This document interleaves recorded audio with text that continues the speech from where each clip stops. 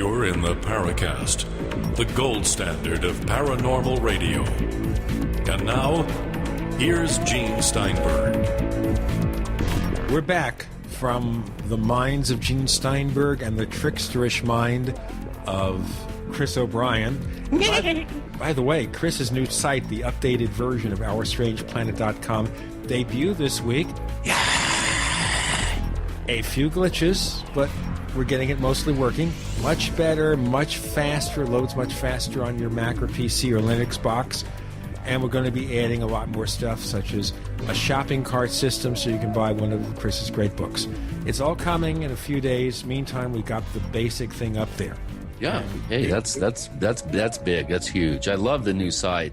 One of our listeners volunteered to do the heavy lifting, spent quite a bit of time getting a beautiful new site up, WordPress style, and I'm really looking forward to starting to plug in a lot of material. And the San Luis Valley Camera Project live feed will be the first addition to Our Strange Planet once we get all the bugs worked out. It's kind of complicated to do it. And the way we're going to do it is through Apple's QuickTime, which works on a Mac, a PC, or a Linux computer, but not so much the mobile computer. We're going to have to figure that out. We'll figure out something, a good scheme that everybody can see it. Meantime, if you're a new listener to the Paracast, you can get in touch with us, and it's very simple to do that. All you have to do is send us a tweet at the Paracast or write us news@theparacast.com, and we will read each and every letter we get. You can also leave messages in our forums at forum.theparacast.com when we have a guest scheduled. Chris, how's that work? Well, what we do, Gene, is we put up a question bank thread, which invites listeners to the show to submit questions for our guest. And as soon as we know that we're going to be taping a show with a particular guest, we then put a question thread up there. And that's a chance for our listeners to get their own personal particular questions answered. Since we're not a live show, this is the best way that we've figured out to include, our many listeners in the process. We've got quite a number of questions for today's guest, too, it looks like. And one reason why we don't use live calls, and we have a way that the network can schedule a time for us to receive live calls. But what that would mean is that, first of all, it would force you listeners to be available at a specific date and time, and we know you live around the world. So somebody from Australia may have to get up early in the morning, whereas somebody in Phoenix will do it in the evening. It really doesn't work. Being able to post the questions in advance, you can edit your questions, make sure they're properly phrased. It makes it easier to express yourself with the time on your hands. And the thing is, of course, sometimes we book a guest at the last minute because of the change of events or a guest cancellation or a change of schedule. And so we have to give you a very restricted amount of time. In the case of our guests, whom we'll announce shortly, we had over a week for you to ask your questions. Now, last week we talked to Bryce Zabel and Rich Dolan about their book, AD After Disclosure. And you know that Chris and I have been skeptical about disclosure, but whatever causes the truth about UFOs to be known, what would the impact be on our society? So what's your assessment, Chris? Well, I thought Bryce and Rich did a really good job opening up the discussion and looking at some of the points that I think most people really don't think about when it comes to the subject of disclosure and the implications of that. I think they did a very good job illustrating the nuances, I guess, for lack of a better word, that are involved in this whole topic. And I did not come out and really voice my opinion about the actual subject of disclosure and how I don't feel that there's a snowball's chance in hell for that to ever happen. The U.S. government's been lying to us for 60 years. Even if they did disclose, how could we believe them? I really wanted to give Bryce and Rich the time and the attention to go ahead and list out the things that they felt were important about this issue. And I thought they represented the whole idea very, very well. And they brought me a little bit back towards the center. Not much, but a little. And I do really appreciate the amount of work and thought that went into their book. And we've had a really good response, I think, from the show. And look forward to having them back. It felt like the 2 hours just zipped by. And I really, I think it's worthy of a part two, don't you? I think so, and I think we will have them back to answer more of your questions. But the point being here is we don't know what the government knows about UFOs, any government. We don't know if they have guilty knowledge. We don't, for example, know if that any of our developments in technology have been reverse engineered from alien technology. And that brought us back to, of course, the story of Philip Corso and the book The Day After Roswell. Very controversial. A lot of people think the book was just a fake. And I guess you can understand why, because there were a lot of errors or inconsistencies in the book. And what this particular episode and the session we had with Rich Dolan made me feel is that it may be that Philip Corso's book suffered from the fact that he was getting on in years. Maybe a lot of the information he provided was imprecise. The editing was rushed. Loads of errors creeped in there. The publisher didn't do their due diligence and do proper fact-checking. Whatever, there may still be a story there that we'd be curious to know more about. Yeah, well, I think the jury's still out on the amount of involvement that Corso's co-author, Bill Burns, where Corso's version of events ended and Burns's version of them started. I do know Open Minds has published the original manuscript that Corso compiled and then used that as the basis for his corroboration with Burns. I haven't personally gone in and done a real intensive comparison between the two versions, but I do think that their point that there was a looming deadline of the 50th anniversary of Roswell, and they may have cut some corners and cut to the chase a little bit, trying to finish the book in time. But it's again, also possible that's why they brought on board Bill Burns, who is someone who is a professional writer and can graft a compelling story. And so where things weren't clear, he just wrote without going into detail of the content.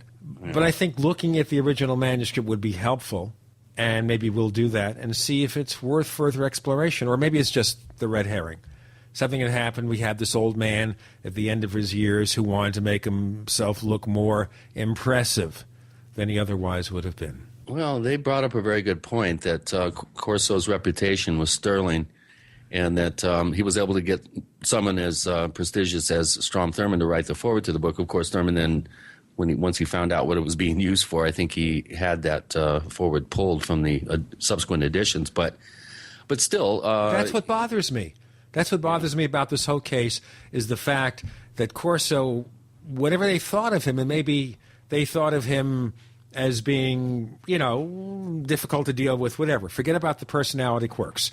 Whatever it is, he is somebody who accumulated some really good credentials. Why would he just throw it all away with a book about flying saucers, saying that he was part of this plan to send alien technology into private industry? Who knows?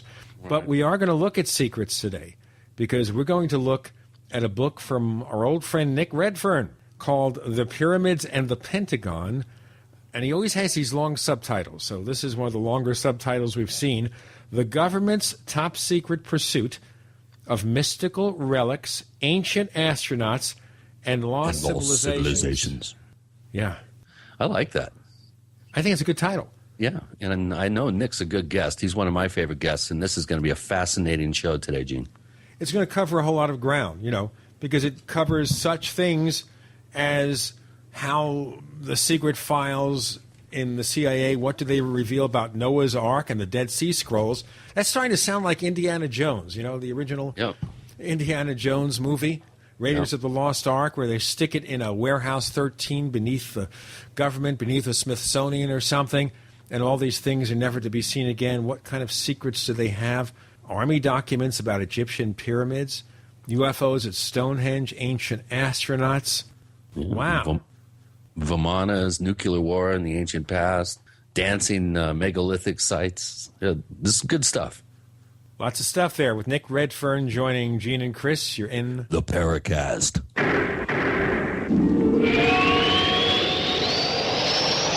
Summer's here. That means that many of us will be spending more time working from home or while traveling.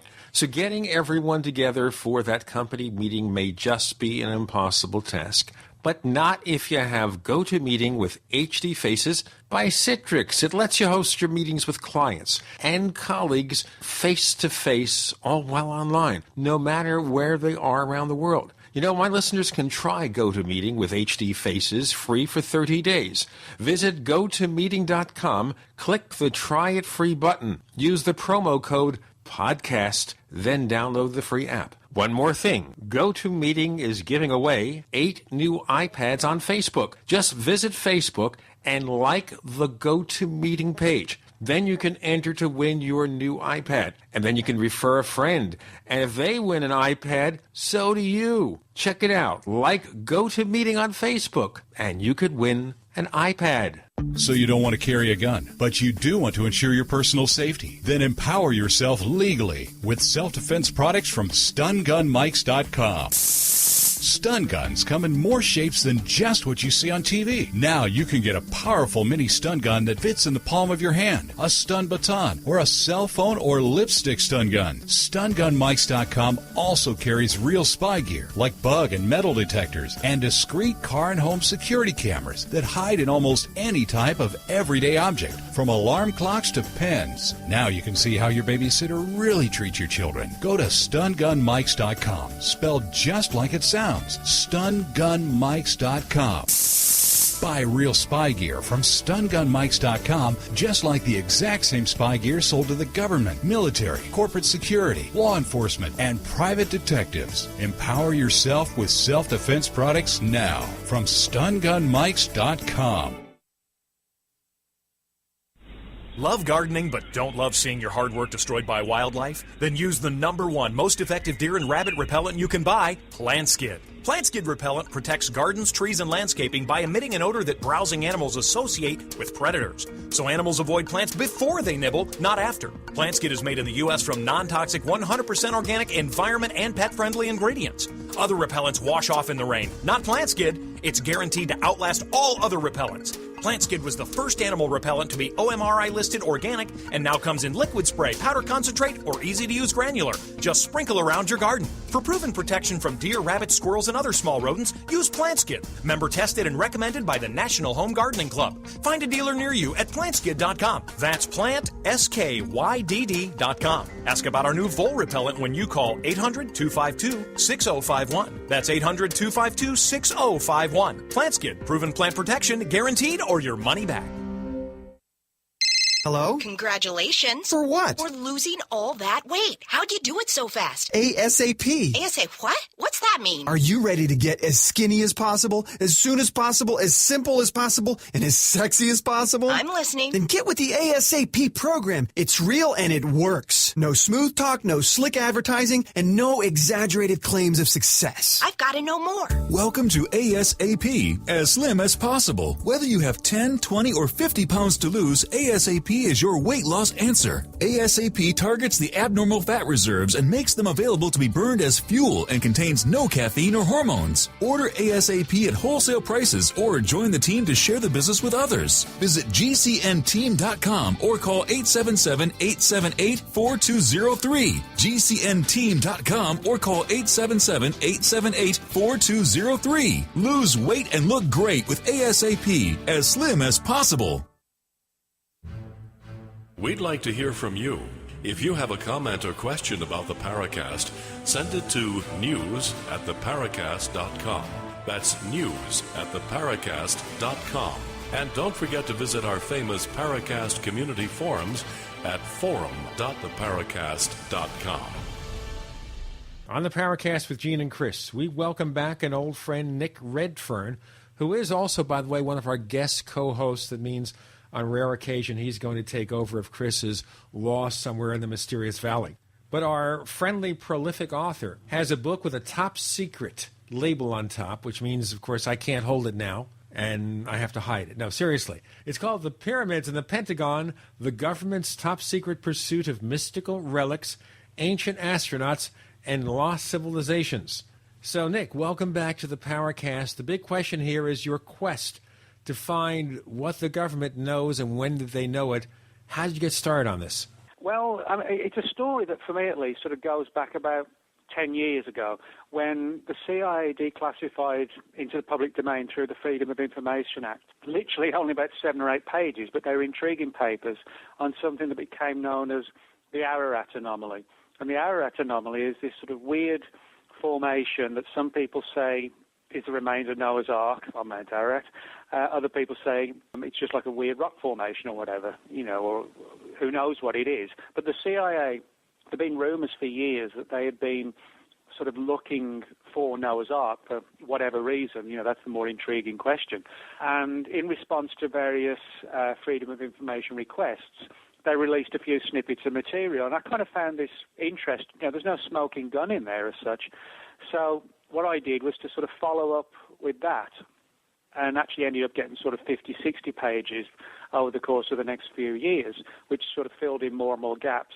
And then I began to realize that the official world, if you like, had sort of been delving into a lot of other ancient and sort of archaeological and historical mysteries as well, many sort of related to ancient astronauts, religious issues, ancient civilizations, that sort of thing. So I basically thought, well, a lot of books have been written on the whole, quote, ancient astronauts, ancient aliens angle, but nobody had sort of really touched upon, like at book length, what the government knows about the subject.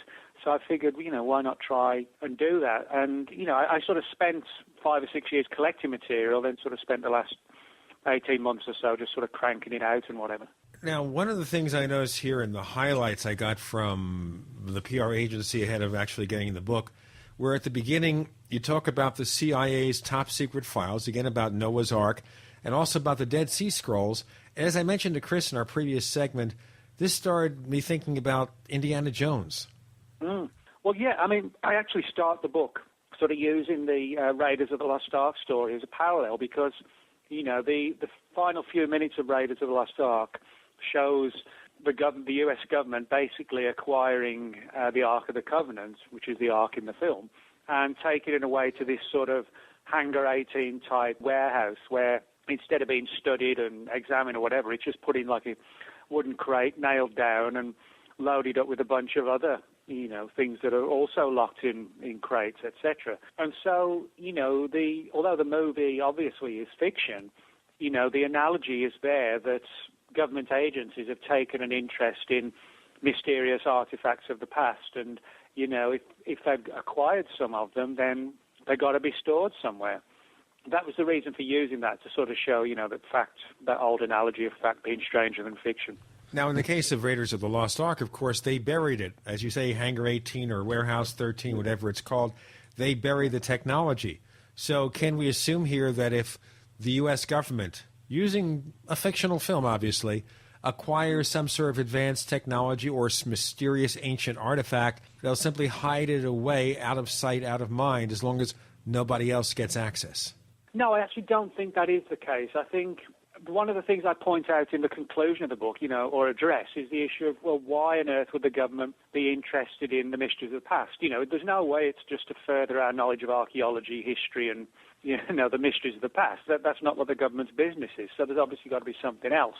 The one trend that seems to run through everything is that they were looking at the idea that, did the sort of the world of the past, thousands of years ago, have access to technologies that we've either lost, forgotten about, or just plain don't know, that they existed thousands of years ago and they're gone. So it's clear that they were trying to understand sort of weapons of the past and weaponize history, if you like, weaponize ancient archaeology as a tool of warfare for the present and the future. So, no, I don't think it was a case at all of them just putting this information away and filing it and forgetting about it. It was trying to actively do something. And, the main action of governments is spending money on warfare. And, so it makes sense to imagine that was the side effect of digging into these areas, was to, as I said, to weaponize it all. Right, little R&D action, research and development, try to back engineer the technology and utilize it for whatever purposes that they can figure out that it could be used for. The Ark of the Covenant would be an obvious example. Of course, Raiders of the Lost Ark goes into a fanciful kind of look at the potential for the Ark's power based on what's written in the Bible.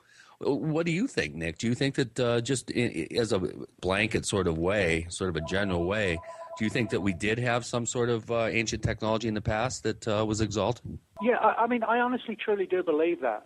But what I don't think there was like a civilization or civilizations 30, 40,000 years ago that were exactly like ours, where they had computers, TVs, cars, their equivalent of 747s or whatever, because the entirety of that to be obliterated and has find no evidence of it is just not feasible. And it's also not feasible for the government to be able to shut down every archaeological site around the planet or even stop somebody digging in their backyard and stumbling across something. But the fact is, for the most part, we haven't found sort of telltale signs of a hugely advanced culture. But what I do think is the ancients had access to technologies that, ironically, in some ways, were far more in advance of what we've got today, but in a different way. You know, we're not going to find, I don't think, an old equivalent of a hard drive, or a 1990s floppy disk or something. But all around the world, in ancient cultures, you hear stories about how the ancients had sort of fantastic and almost magical ways they were described to move vast stones, multi-ton stones over vast distances, and even into the air. A lot of cultures have these stories about levitating stones. And I actually think there's something to this. I think when you look at a lot of these stories, whether it's England with Stonehenge, South America with the Mayas, the Incas, even Egypt, they talk about, and even Rome and Greece, they talk about the stones being lifted by what was described as magical music or whistling or to the sound of a musical instrument, which all of this is sort of related to the technology of acoustics. Now, the military today is researching this area, the idea of using acoustics and frequencies where you can direct them and actually sort of levitate small objects within the sort of the frequency wave and sort of buffer them back and forth with the sound waves to balance them. And if you look at it from that perspective, I actually think, how they did it, that's a different question. But I think a lot of these answers to the questions about, very baffling questions about, 100 tons, rocks weighing and stones weighing 100 tons, 200 tons, how did they move them? And I think the ancients had access to some sort of levitation technology of whatever means or, mode, that's a different thing. But I think they had something, yeah. We have Nick Redfern. The book is called The Pyramids and the Pentagon. We're looking at all the things that they may or may not know. You're with Gene and Chris. You're in the Paracast.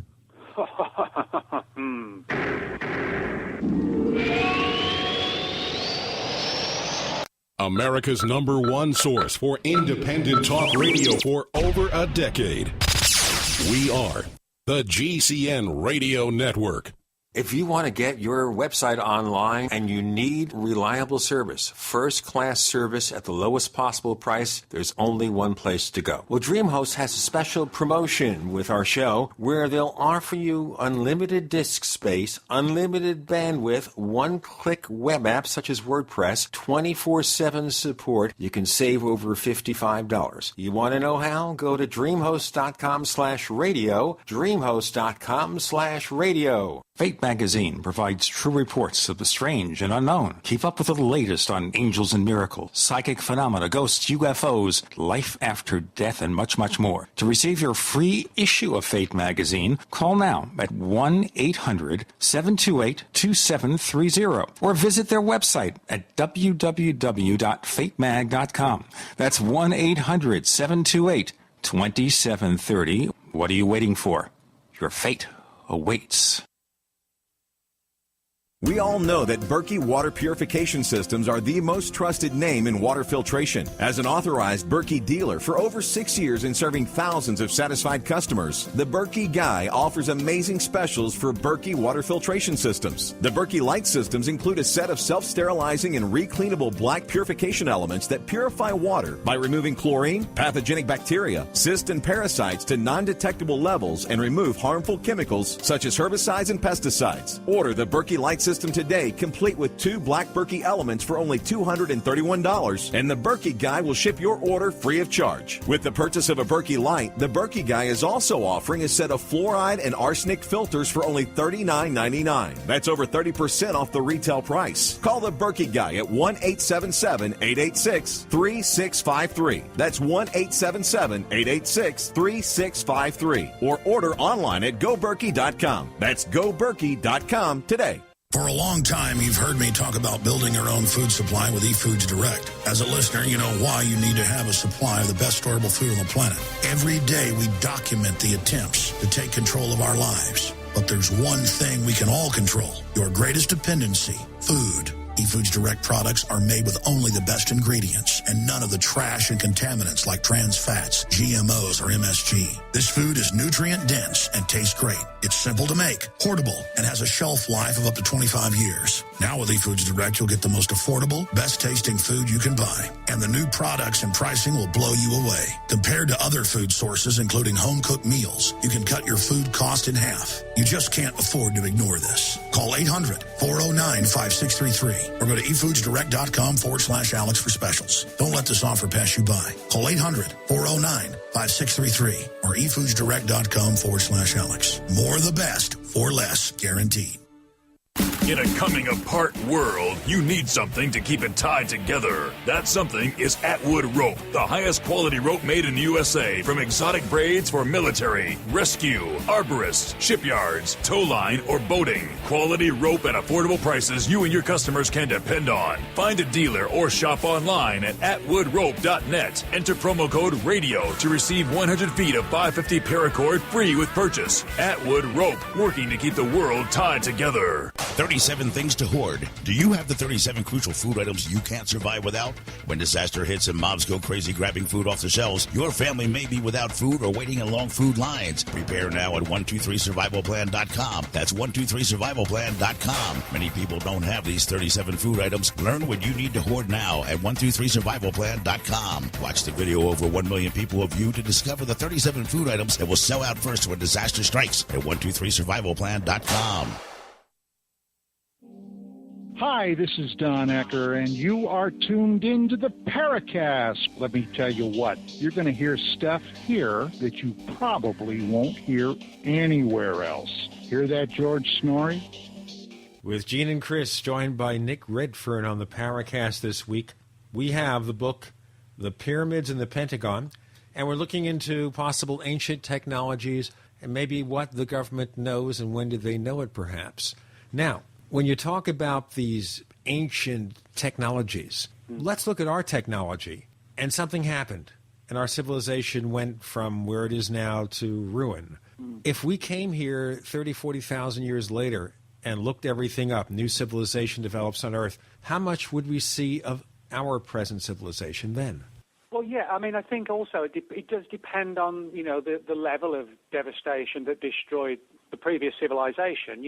If a virus wipes us out, the human race, well, not everything else remains intact. So, there would be massive evidence of that. If there was a worldwide nuclear war, then, the evidence would be fairly scarce.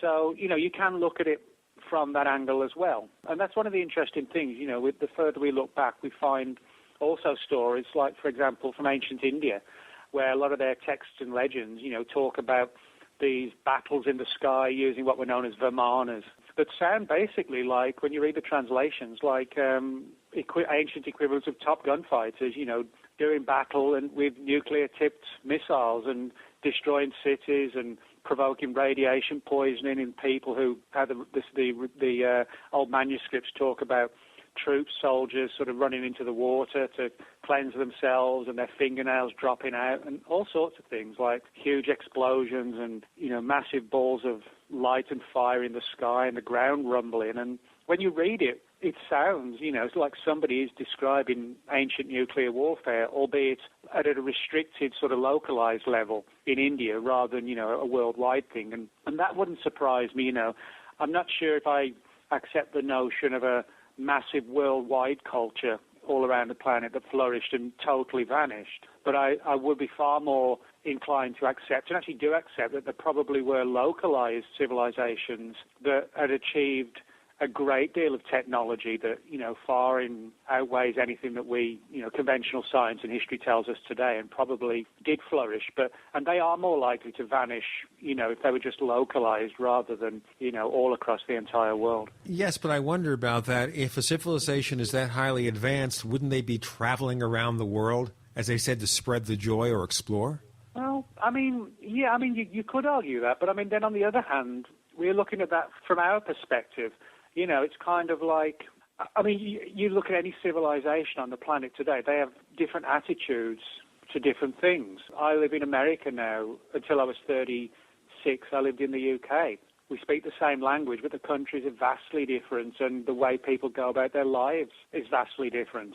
If we're talking about 40,000 years ago, what would go through the mind of the average person who is brought up in a culture that, for all intents and purposes, could be almost alien to us, Yes, they would be human, but depending on what they believed and, how they lived, who knows what, would have gone through their mind in terms of how they sort of live their lives, I think. So can we look at this as possibly Earth people reaching these pinnacles of civilization only to have something bring it down, or some influence by some outside force or intelligence? Well, I don't think it necessarily has to be one or the other. I don't think anybody doubts that, the human race is sort of fairly self-destructive at the best of times, So an argument could be made that maybe it's just simply the natural course of things, that when, at a certain period, each civilization reaches a critical tipping point where it survives or it doesn't. And because we have no evidence of massive cultures before ours, on a level of ours, that suggests one of two things: either that they didn't exist, which I don't buy, or they destroyed themselves or got destroyed. Look at our planet now. The civilization's getting bigger and bigger. The people are getting bigger and bigger. The health's getting worse. You see things on the news, like, for example, the age limit has gone up. It's like 80 or something now. What a lot of these shows don't tell you is that, they're now saying that for the first time in American history, the kids who are being born are after the lifespan's going to go down because they're going to be, diabetic and sick by the time they're 15 because they do nothing, they go nowhere, they don't ride the bikes around town anymore, they just sit in the house and eat and play on the computer. So in other words, we have that problem. We have overpopulation. We have resources being used up. This won't go on forever. It's like the guy who drinks a bottle of vodka a day. You could conceivably do it for a month. You keep doing it, something's going to give out in the end, And I think that's the same with our civilization. Anybody who looks at it, we're the good old human race, it'll all be okay. Well, no, it won't. Something will happen that will be a critical tipping point one way or the other. Now, one of the things you explore in the book is the government's reasons for being interested in these ancient technologies, lost civilizations, etc. I guess the obvious thing, of course, is to find technology. Is that a big part of it? Oh, yeah. I would go almost as far as to say that that's the only part of it. There isn't, contrary to what a lot of people might think, there isn't an agency of the U.S. government that sort of goes around just trying to, or any government really, just trying to preserve archaic artifacts or whatever for the sake of it.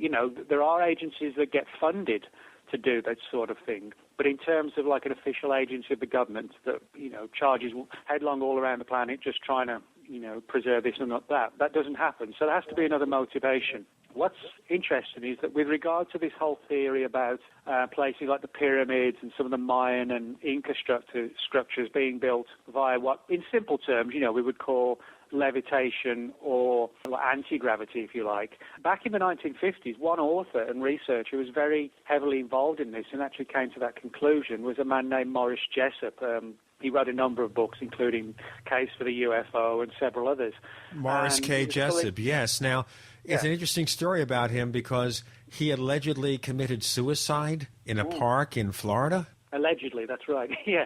This is a weird story because Jessup was a guy who basically had two prime interests, one being UFOs and the other one being the mysteries of the past. And the more he dug into them, he came to perceived them as being joined. There was a combined thing. He spent extensive time in South America, looking around the old ruins. He actually went out there and checked them all out and began writing about how, in this book, The Case of the UFO, that he concluded that ancient man did have access to some sort of levitation technology. Now, what happened was that a guy named Carlos Allende, who claimed to be involved in the Philadelphia experiment, so this goes down sort of other pathways, bought a copy of Jessup's book and filled it with all sorts of weird annotations about levitation and the Philadelphia experiment and sent it anonymously to a scientific division in the U.S. Navy. They wondered what on earth they got their hands on, tracked Jessup down and invited him out to D.C., where they basically grilled him all about the information. Now, a lot of people have said that,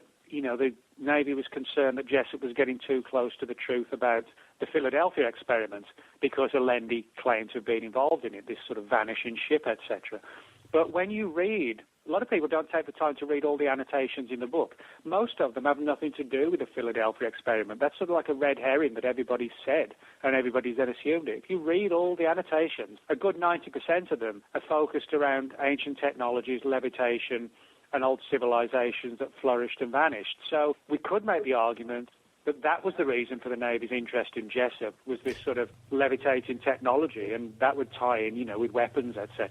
Well, you see, what bothered me is the so-called Vero edition of The Case for the UFO, which has been published. I mean, there are copies available that you can see the annotations, but didn't Carlos Allende or Carl M. Allen, whatever his name was supposed to be, later on confess he was just goofing on us? Well, yeah, I mean, there's no doubt that, he was... I mean, the Philadelphia experiment's an interesting story because there are a number of strands and threads and different people who said they knew about it. One of them was Allende, who was the guy who got more publicity than anybody else. But it's quite clear that, his story is full of holes. But he wasn't the only one, to talk about this. I mean, other people have come forward on the record as well to say, they either saw film footage or read files, etc. We'll talk about the Philadelphia experiment, how it relates to the book, the pyramids and the Pentagon, and what the government may have known or have done, and all these ramifications. We have Nick Redfern with Gene and Chris. You're in the Paracast. Yes, we are.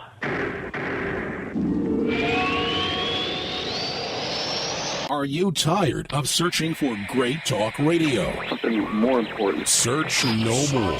We are the GCN Radio Network.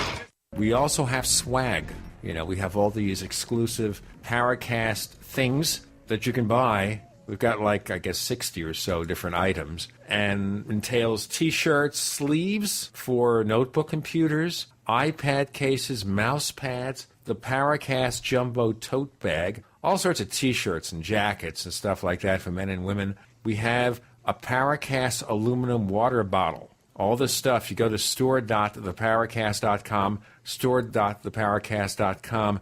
What makes it special is that the items are the best quality, great T-shirts, fabrics, and they have our official logo on them. That's what makes them special, in multiple sizes and colors.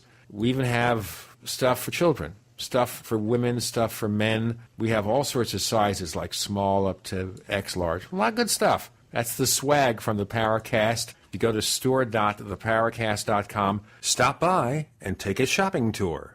Survival is not about the end of the world. It's not about a hypothetical plane crash or the latest violent storm. Survival is about the satisfaction of knowing you can take care of yourself and your family in any situation, anytime, anywhere. CampingSurvival.com was started in 1956. No, not the .com part, the survival part. CampingSurvival.com has over 17,000 urban, wilderness, and preparedness items. Supreme customer service, very low shipping, and no games. We look around to make sure we have the lowest prices, and CampingSurvival.com is 100% USMC veteran owned. Don't base your survival on the latest spring up on the internet company. Do business with an authority on survival. CampingSurvival.com. Use coupon code GCN at checkout, and CampingSurvival.com will take 5% off your order. CampingSurvival.com. Confidence born of preparation.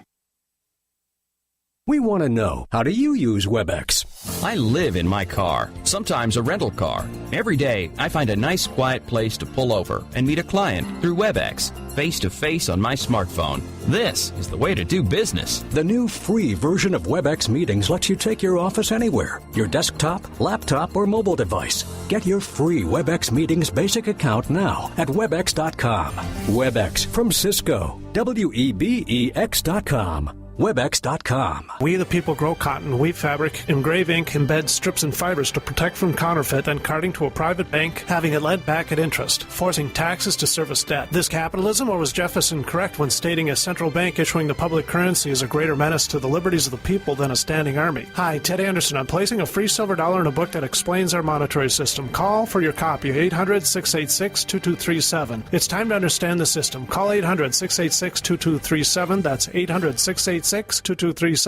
Now at DeseretFoodStore.com, sign up for a 1-month supply of delicious food for only $99 with free shipping. That's right, only $99. Gourmet restaurant-style meals with a 30-year shelf life. Packaged in heavy-duty Mylar bags for easy transport and freshness. Meals like stroganoff, lasagna, teriyaki, 5-bean chili, granola pancakes, and much more. Visit DeseretFoodStore.com, spelled DESERET Foodstore.com, or call 801-444-1444. Food for now, food for life. 37 things to hoard. Do you have the 37 crucial food items you can't survive without? When disaster hits and mobs go crazy grabbing food off the shelves, your family may be without food or waiting in long food lines. Prepare now at 123survivalplan.com. That's 123survivalplan.com. Many people don't have these 37 food items. Learn what you need to hoard now at 123survivalplan.com. Watch the video over 1 million people have viewed to discover the 37 food items that will sell out first when disaster strikes at 123survivalplan.com. This is Leslie Kane, and I'm with the Coalition for Freedom of Information, and you are listening to the Paracast. Nick Redfern wrote a book called The Pyramids and the Pentagon. I'm Gene Steinberg. The co-host is Chris O'Brien on the Paracast. And we got into, I guess, another can of worms here, the Philadelphia experiment.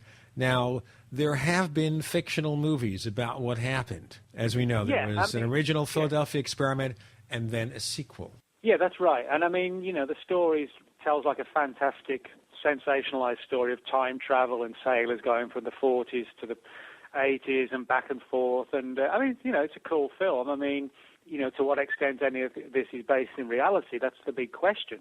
And that was something that Morris Jessup tried to find out. And this guy, Carlos Allende or Carl Allen, he had several aliases, claimed to have witnessed one of the experiments where supposedly a warship vanished and then sort of reappeared. Now, I think the fact that the Navy took so much interest, I mean, they paid to have Jessup flown into D.C. They paid for his hotel room, his meals the night before, his breakfast, his flight back home, covered all his expenses. That, to me, suggests this wasn't, as the Navy claims today. The Navy doesn't dispute that Jessup was flown in and interviewed and that copies of the book were made. 25 copies of his book were run off by this company called the Varro Corporation just outside Dallas. They don't deny that, but their position is that the two U.S. Navy scientific guys that interviewed Jessup did so out of hours and on their own free time, and the Navy's view is that whatever its employees do in their spare time is their business and not the Navy's. But the fact is it was the Navy who picked up the tab for everything, even the 25 copies to be printed. So that story doesn't really hold water. What I do think is that even if Carlos Allende was a con man, I think he picked up strands of a real event, ran with it, published the information wrote all this information in the copy of Jessup's book that he got, sent it to the Navy. Somebody in the Navy said, hang on, this guy, whoever it is, he's got snippets of that thing we did back in 43. Let's find out what's going on. And then they pulled in Jessup to grill him. But the more they grilled him, the more they delved into this issue of levitation than just the vanishing ships. So somewhere, I think, there was a real truth that was being hidden, and the Navy got tipped off that Jessup may have been in on at least part of the story, and they wanted to know which parts, I think. Nick, where do you come down on the story that Al Bielek tells about him and his brother? Al, of course, not time traveling forward, but his brother did. I think what was his name? Cameron Duncan or Duncan Cameron or something? Well, I mean, it's an interesting story, but it's kind of like which came first, the movie which portrays that scene, or the guy who claimed it happened to him. I mean, what we have to remember is if you go back and read every book, every report, every story pre-Albeelix, they talk about the ship vanishing from view, even sort of being teleported allegedly from one place to another and then back again, of the crew being injured, some of them dying, some of them just vanishing completely. But there's actually no talk of the ship going forward to the future and then coming back again. The only person to talk about this initially was Albeelix after the movie, which portrays the time travel angle, came out. So, you know, it's one of these situations where if you're going to make extraordinary claims like that, then you've got to find some way to back it up. Yeah. And we have to answer the question of why is it that in terms of the story of the time travel angle, why was it never told before Albeelix? That to me is kind of fishy. You know, every other theme is there except for the time travel one. Now, for some of our first-time listeners who may not be familiar with the complete Philadelphia experiment story, correct me if I'm wrong, Nick, but the Eldridge was supposedly teleported from, I think, Philadelphia Harbor near Philadelphia to Norfolk or Virginia or someplace. Yeah, that's right. Yeah, well, basically, the story, the unofficial story is that the Navy in the Second World War, or the entire military, was looking at ways to defeat, you know, the Germans, the Japanese, the Italians, the Axis powers as they became now known. And the battle was on, you know, to find the ultimate weapon. And the story is that, you know, at the same time that people like Oppenheimer were trying to develop the atomic bomb, other agencies were looking into other areas. One that supposedly the Navy was looking into was to basically create like an early stealth technology that would make its ships invisible to radar and also magnetically invisible, which would mean that the Germans had these sort of magnetic bombs which, you know, would have basically attract themselves to ships. So the magnetic mines, I should say. So, you know, there were different ways they were looking at different ways to cloak their ships from detection by the Nazis. And supposedly that in one of these experiments using high-frequency technologies and all sorts of weird and wonderful things, the Eldridge was not deliberately, because optical invisibility was supposedly, ironically, never part of the experiment. It was an unforeseen byproduct, but supposedly the ship became optically invisible, but people could still see like the outline in the water, you know, where the water is displaced through the weight of the ship. So it's obviously still there. But then it reportedly like really vanished and supposedly sort of flickered on and off over at Norfolk for a second or two, and then reappeared back in the Philadelphia Naval Yard. And no, the reason why pretty much everybody's commented on it who claims to have been there or read about it, so the reason why the whole thing was shut down and, you know, clamped down was not because, you know, the project went black, so to speak, and carried on, but it was simply because everybody got cold feet and didn't really know what they were doing, weren't sure what was, you know, doors they were opening, etc. And because the atomic bomb became the weapon that ended the war, everything was brought to a halt until, you know, back in the 50s or even the 60s when somebody said, hey, you know, let's now go back and take another look. So, you know, I think something happened, but the big problem, of course, is trying to understand. It's like Roswell. When there's no files available from the time on the case, it's difficult to understand where the truth ends and the legends and the rumors and the hoaxes begin. But like Roswell, I think something happened. So. You also have the alleged involvement of Tesla technology. All this was brought in much later. So you think that there was something to the actual story, but it may not, you know, the details may not dovetail with the legend, so to speak? Well, yeah, because, you know, the problem is that, like, again with Roswell, pretty much everybody's dead. Searches for files have turned up nothing. The government, again, like Roswell, does have an explanation. They said it was all to do with, like, magnetic degaussing experiments that could create, like, corona discharges, and that might have led to some of these stories and things like that. So, again, the military doesn't deny something happened. But the problem is, you know, how we take it to that next step. Certainly, a lot of the story can be traced back to Allende, who wasn't credible. You know, he was shown to be a fantasist and, you know, a fraud, basically. But in saying that, when we say he's a fantasist and a fraud, the more we look into it, it seems to be the case that it's from his perspective, but he may well have picked up strands of stories that he heard when he really was. I mean, he was in the Navy, there's no doubt about that, at the right time. So it may well be the case, as I believe, that he picked up stories and strands of tales and then inserted himself into this story, you know, for his own self-ego or whatever. So maybe we didn't have an invisibility problem during World War II. Maybe it was, at the very basic sense, an attempt to block radar, stealth technology that did not go wrong, but he embellished. Well, he may well have embellished it, or it's possible that whatever technology was being used inadvertently did result in optical invisibility. Now, nowadays, our own scientists are experimenting with stuff like that, being able to cloak something. Yeah. I mean, there's, you know, research from rudimentary levels where, you know, aircraft were painted sort of almost like mirrors, you know, so they would reflect the sky. You know, that's not invisibility, but optical camouflage and things like that has been researched for years. The British military, for example, have been researching, and this is sort of like really far out stuff, the idea that, like say that, for example, an aircraft flies over the ocean and it's blue skies above, that the actual coating of the aircraft will change blue, and if the sky turns grey, the coating will turn grey, like a chameleon. It's kind of an automatic camouflage or some mechanism that is activated manually. Oh, it's becoming cloudy. Let's push switch number 3. Yeah, and then it literally, you know, it alters the shade of the coating. They've been researching that. Now, that's not invisibility, but it does demonstrate, you know, some of the weird areas that things are being addressed. Now, what everybody who's sort of looked into the Philadelphia experiment agrees on, those that accept, you know, that something strange happened, is that, you know, will people say, well, why aren't we using this technology today?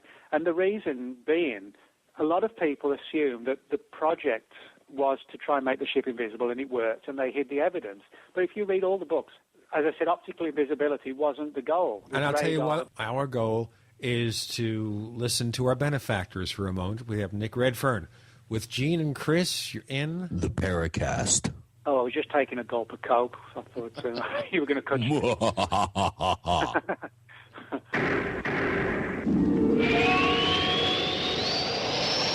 The GCN Radio Network, providing the world with hard-hitting talk radio. GCN. Great talk radio starts here.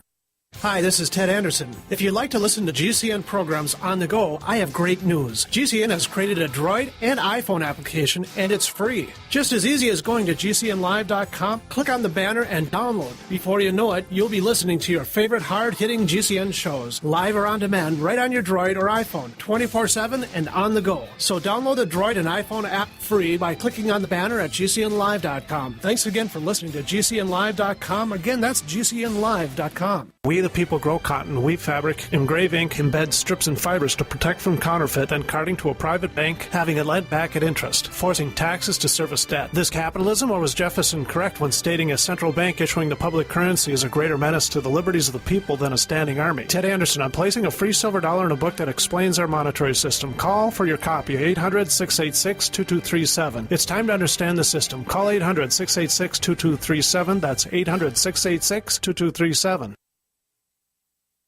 Emergency Essentials has Mountain House deals in June. Going on now. Emergency Essentials, the 24-year leader in emergency preparedness supplies, does it again with up to 25% off Mountain House foods. Don't miss these savings. All Mountain House number 10 cans are 20 to 25% off during the month of June only at BePrepared.com. Mountain House foods have superior taste and a scientifically proven 25-year shelf life because they start with fresh or frozen foods, then cook, prepare, and finally freeze dry them. All the goodness, flavor, and taste are locked in as if handmade from scratch. Mountain House, the same great meals enjoyed by campers and outdoorsmen the world over. Hurry, now through June 30th. Call 800-999-1863 to experience exceptional customer service and the BePrepared.com low price guarantee. That's 800-999-1863. The choice is clear. Be unprepared or BePrepared.com. We'd like to hear from you. If you have a comment or question about the Paracast, send it to news@theparacast.com. That's news at theparacast.com. And don't forget to visit our famous Paracast community forums at forum.theparacast.com. The book is The Pyramids in the Pentagon, the author Nick Redfern with Gene and Chris in the Paracast. And we've begun to explore that ancient tale from the 1940s of the Philadelphia experiment about possible efforts to learn to hide under the radar, as it were, and what might have gone wrong. Now, you were talking about the books showing some kind of central possibility here that needs to be explored, an underlying truth? Yeah, I think, there's a lot of misconceptions made about the Philadelphia experiment, that the government was actively and aggressively pursuing literal optical invisibility. None of the books, contrary to what a lot of people think, say that. They say that was an inadvertent byproduct, a mistake, of trying to develop magnetic and radar invisibility, and that the technology that was utilized had a reaction that nobody anticipated.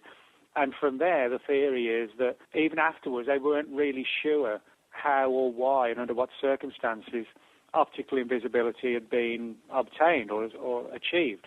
And so it was all closed down until after the war was over, and then sort of reignited to look into it all again. Which would make sense, This wasn't sort of peacetime with a bunch of guys sitting around saying, what are we going to spend the next couple of $100,000 on? This was sort of fighting for survival during war.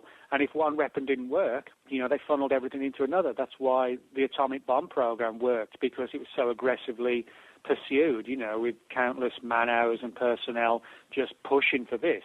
That might explain why, to a degree, even within government, it vanished into obscurity because of the time frame. People were trying to stay alive, never mind, just make a ship invisible. But how do we know any of that is true and not just a bunch of science fiction stories pushed together? Well, we don't. Well, that's the answer, we don't. But what I do think is interesting is that, Carlos Allende wrote all this stuff about the Philadelphia experiment in Morris Jessup's book, and instead of just tossing the book in the garbage or whatever, the Navy flew Jessup in to grill him for 2 days and then printed off 25 copies of his book with all this stuff annotated by Allende in there about the Philadelphia experiment. I mean, this was sort of pre-modern-day photocopying machines. Copying a full-length book then was like a really laborious task. The technology was even different, and you got to run off 25 of them. And they chose a company in Dallas who then had to pack them all up and ship them out to D.C. We're talking about costs that probably ran into, we're talking 60 years ago almost, but, it'd be a substantial amount of money to fly Jessup back and forth, put him up in a hotel, feed him, hire the Varro company to print 25 books, all the paper and the technology that involves. So, in other words, I don't see the Navy doing all that if there was nothing to the basics of the story. That's the thing that bothers me, that annotated edition. If it wasn't for that, I'd dismiss the whole thing. Now, understand that when Charles Berlitz wrote his book about the Philadelphia experiment, and it was a sequel to the one about the Bermuda Triangle, he had never seen the annotated version. I gave it to him. I gave him my copy, and he actually used me as kind of a sounding board for a lot of things in that book, a little historical record. I didn't know that. But, I've never seen a copy of the original annotated one. You can actually find the annotated version online, but it's basically like an HTML version, and with the colors added in, the different colors to demonstrate the annotations. But I've never seen, the original, the copies of the original, if you like. Well, I believe Gray Barker published them at one time, one of the many things he brought out. But looking at the end of it here, this is something that the direction of this experiment and everything, the Pentagon knows that now. Is that part of the premise? They know what really happened then, or they care about what really happened then. Well, yeah, I think somebody in government knows what happened in Philadelphia in 1943. Whether or, to what extent it's still being researched, versus if they even understood what happened. I think sometimes we give governments too much credit that if they're doing something, it's because they've got all the answers. You imagine you undertake an experiment 60 years ago and it goes totally wrong and you don't know why, and it was shut down, and then 30 years later you're some colonel in the Pentagon who's ordered to reopen the files and look at it again. It may not be the easiest thing to do. it's one of these issues where maybe they're still scratching their heads. Maybe there are people in government who are saying, I wonder if the Philadelphia experiment really happened, Or they think they're a bunch of crazies like us who are exploring it. Yeah, All exactly. Right. It could be either. It could be a bit of both. Okay. Any other episodes of that nature? Strange scientific developments that you may have heard about that the Pentagon may know about? Well, I think the other one that really sort of springs to mind in terms of, trying to weaponize things at least, which, as I said, is one of the central themes, is the story of Noah's Ark. The fact is today that the Ararat anomaly, as it's known within the Pentagon, has attracted deep interest on the part of the CIA, the Defense Intelligence Agency, the U.S. Air Force, and also a U.S. Air Force / intelligence operation known as Project Moondust. Project Moondust was basically an official body whose job it was to sort of acquire captured, or to capture, I should say, foreign advanced technology. Say if a part of a Russian spy satellite crashed in the Indian Ocean or something, the Moondust guys might go out there, retrieve it if they could, take it back to the Foreign Technology Division of the Air Force and analyze it to see if it could be used to further U.S. military technologies, weapon systems, etc. And the very fact that this particular unit was copied on documentation on the Ararat anomaly suggests to me that there was something about Noah's Ark, or the Ararat anomaly, whatever it is, that goes far beyond, this more simplistic story of just like a huge wooden old rotted boat on top of a mountain. So, I think we can apply it in that case as well. But the big question is, what does that mean then that Noah's Ark really was or wasn't? It sort of opens up another can of worms. Well, if we're going to explore the Philadelphia experiment can of worms, what about Noah's Ark can of worms? What might it have been if not just a ship?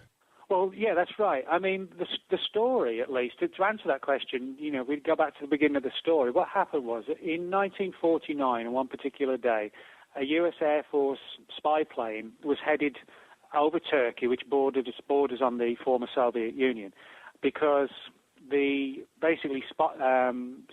personnel had heard that the Russians were starting to build a new military base close to Turkey that would be sort of strategically, at the disadvantage of the Western world, if you like. It would be something they didn't want to see built. So the plan was to have this spy plane fly over Turkey very high and take photographs of whatever was going on in this one particular area. And the guys on the plane, because this was coincidence, but they had to fly by Mount Ararat to get to this particular site. As they closed in on the mountain, which they were using as kind of like a signpost, one of the guys said that he could see what looked like literally like a 200 to 300 foot long aircraft wing sticking out the ice. Now, parts of Mount Ararat, the top parts, are pretty much snow and ice capped all year round, and the Turkish government doesn't like a lot of people sort of meddling on the mountain, and it's pretty much closed off to a lot of people a lot of the year round. But they reported seeing this vast wing-like structure on one part of the mountain, and then also a similar one on another part of the mountain. So the captain swung the plane around so the chief photographer could actually get pictures of whatever this thing was. And when the original mission was over, they returned to base, the pictures were all developed and vanished into the part of the Pentagon. Some of them, a few of them, have actually resurfaced, and you can find them on the internet. The Defense Intelligence Agency has got them on their website now. And if you Google Ararat anomaly and go to the Wikipedia page, you'll see one of the pictures reproduced there as well. So they're in the public domain now, but for years, nobody knew about them. And what's interesting is that the CIA got involved in the whole thing in the early 50s.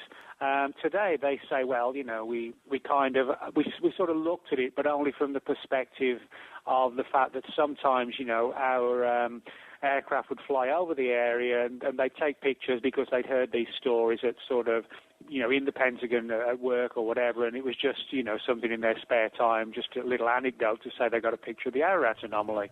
And we'll get a picture of the Ararat anomaly after we get this sort of picture. We have Nick Redfern with Gene and Chris. You're in the Paracast.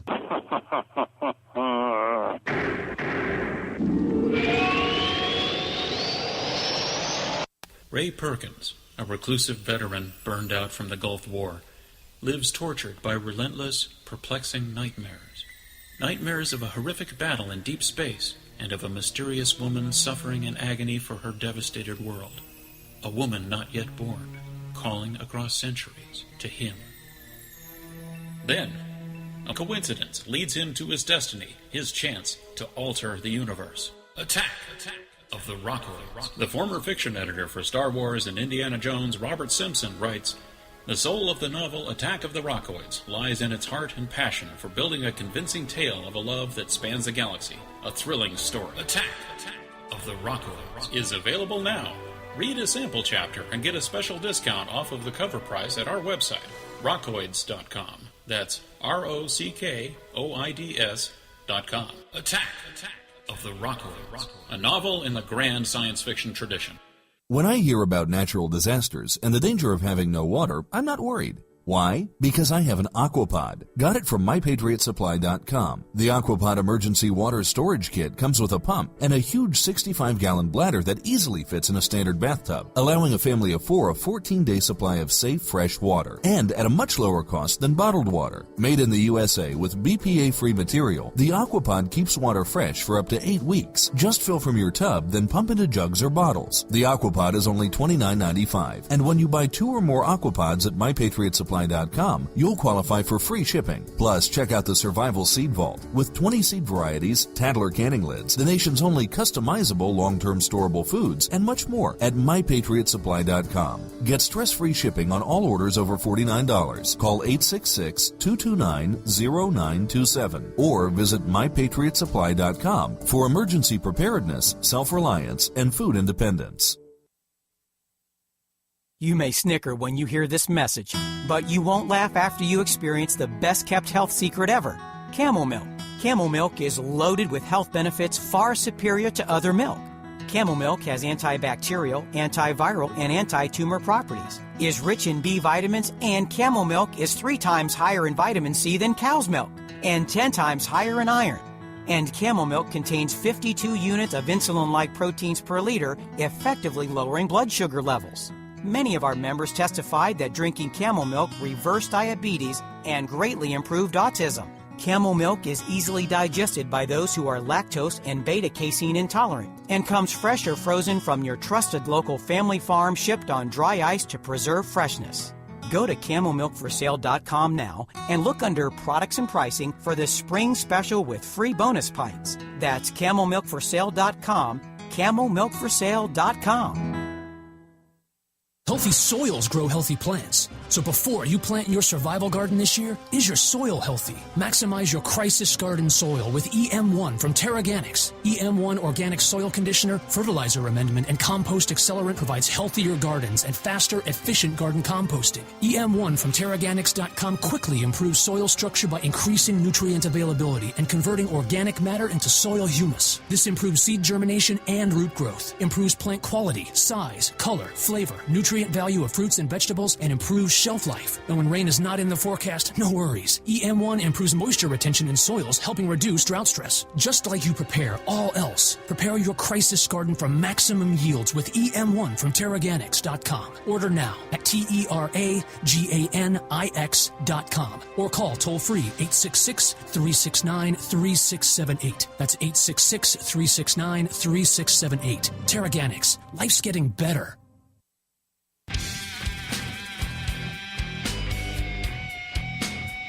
This is Kurt Sutherland, the author of UFO Mysteries, and you're listening to the Paracast. There was a laughter that we used to hear in the days of the shadow.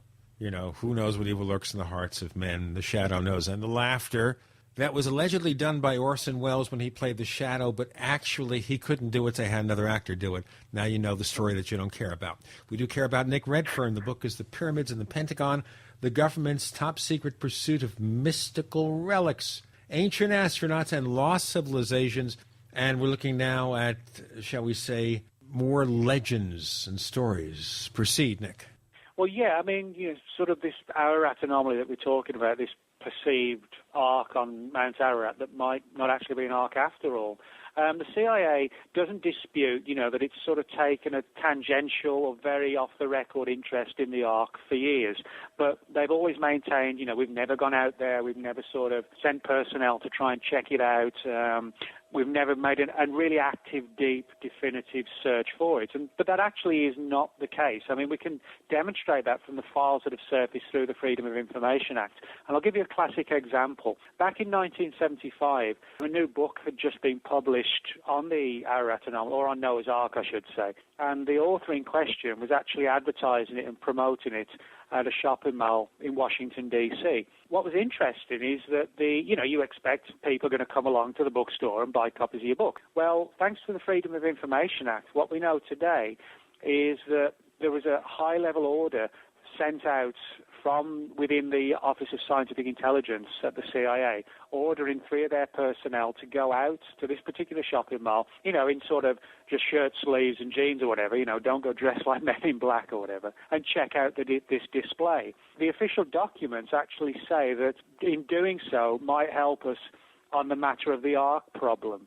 Now, one of the things I point out in the book, number one, this issue of official orders being sent out to scientific personnel in the CIA to check out this, basically like a display and a book signing, all about Noah's Ark, that, number one, makes a mockery of the idea that the CIA wasn't interested. If you're even sending people out to bookstores to track down every lead, then you sure as hell are doing something. On the other hand, and then the second thing is this curious reference to the ark problem. If there was nothing weird on Mount Ararat, if the CIA wasn't interested in it, why were they even referring to it in secret official documents as the ark problem? So even though we don't have all the answers, we don't have smoking gun documents, we have things like this that clearly show something was going on and there was a deep reason for official interest in whatever this weird thing on Mount Ararat was and still is. Well, one thing that's always intrigued me is the interest by NASA, I think, Apollo astronaut Jim Irwin, who I think in the early 80s mounted an expedition to try to find Noah's Ark. So that fact alone is very intriguing. It's kind of reminiscent of Neil Armstrong searching for underground cities and lost treasure in, I think, underground grottos in Bolivia or someplace in the early 70s. How about Irwin's expedition? Where did he get his motivation to mount that? Well, Irwin was interesting because, like a lot of the astronauts, who came back from the moon, they came back sort of like profoundly changed. Some of them in like a spiritual, others in almost like a mystical way. A lot of that happened to a lot of the astronauts. And we don't necessarily always have to sort of ascribe that to the, some sort of weird paranormal event that happened to them. All that could have been the case. It could well also have been the very fact that you're on a different world and your worldview is so strangely changed. You imagine what it must feel like to stand on another world and look out and see your own little planet and you're no longer there. The number of people who've done that is so small, it must be, mind-blowing. But equally, people, as you said, some of the astronauts have been changed in other ways. They began looking into the mysteries of the past. And Jim Irwin developed a deep interest, not just in Noah's Ark, but actually proactively going out and trying to find it. And he went on a number of expeditions to Mount Ararat in Turkey to try and find it. And these were actually sort of only curtailed when he had a bad fall and then basically had to stop as he was getting older. But what's interesting is that Irwin himself actually heard rumors and stories about the Ararat anomaly.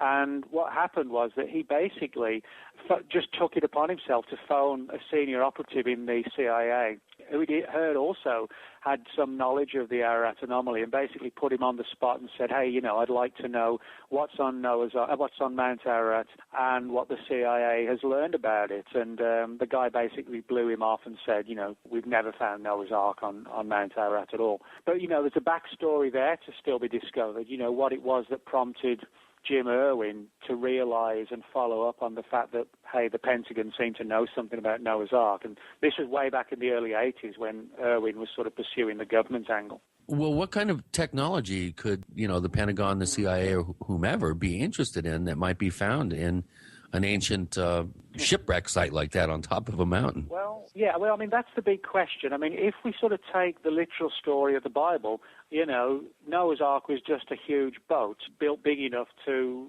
hold a whole bunch of animals inside it, and that was it. But it was still, you know, made of wood, and it was a boat. So that would be something of interest to historians, archaeologists, theologians, etc. But there shouldn't be any reason why a big old boat and nothing else should be of any interest at all to the Pentagon. Now, one of the things I talk about in the book is the fact that Project Moondust, this official project of the US government, and the military, was basically involved in obtaining and exploiting for US military purposes advanced overseas or foreign technology. And, of course, if they're going to take an interest in the Ararat anomaly, which they certainly did, then there's got to be more to it than just a huge boat. If we look at a lot of the stories all around the world, different cultures and civilizations, they all had legends of worldwide floods. You know, they talk about the gods preparing them and telling them, you know, to go into the mountains or build huge ships. A lot of people don't realize that, you know, numerous cultures have stories very, very similar to the one of Noah's Ark. You know, these sort of ethereal deities and gods warning people, you know, you need to build this huge ship by a particular date because all hell's going to break loose. But what's intriguing is that whereas the Bible talks about, you know, Noah loading animals on the ark 2 by 2, others talk about the arks containing the essence of the animals or the seed of the animals, which sounds almost, as I point out in the book, and as some researchers have speculated, like a massive preserved collection of DNA of life on Earth, which would make more sense than the sort of fairly ridiculous image of trying to see Noah round up, you know, 2 fully grown tigers and pushing them on the ark, you know, which is liable to get his head bitten off, do you know what I mean? All that sort of stuff, to me, interpreting it literally is ridiculous because it is ridiculous, you know, and it's not enough to say, oh, he was able to get 2 elephants on the ark because of God's magic, you know. Well, you know, the other question would be then, Nick, if interpreting it literally is ridiculous, what is the Pentagon doing? Well, the Pentagon, obviously, we're looking at this, I think, another angle. Now, of course, if you've got Project Moondust involved, if you've got the CIA sending U-2 spy planes over, you've got analysts looking at photographs, you've got CIA personnel going out to bookstores and checking out the latest books on the subject, then clearly they had uncovered something of significance. But the problem is, like a lot of these stories, which is frustrating for all of us in these fields, is that we can go so far with them and then we sort of hit the proverbial brick wall. Before we hit another proverbial brick wall, we have Nick Redfern with Gene and Chris. You're in the Paracast. Who knows? What evil That's the wrong show.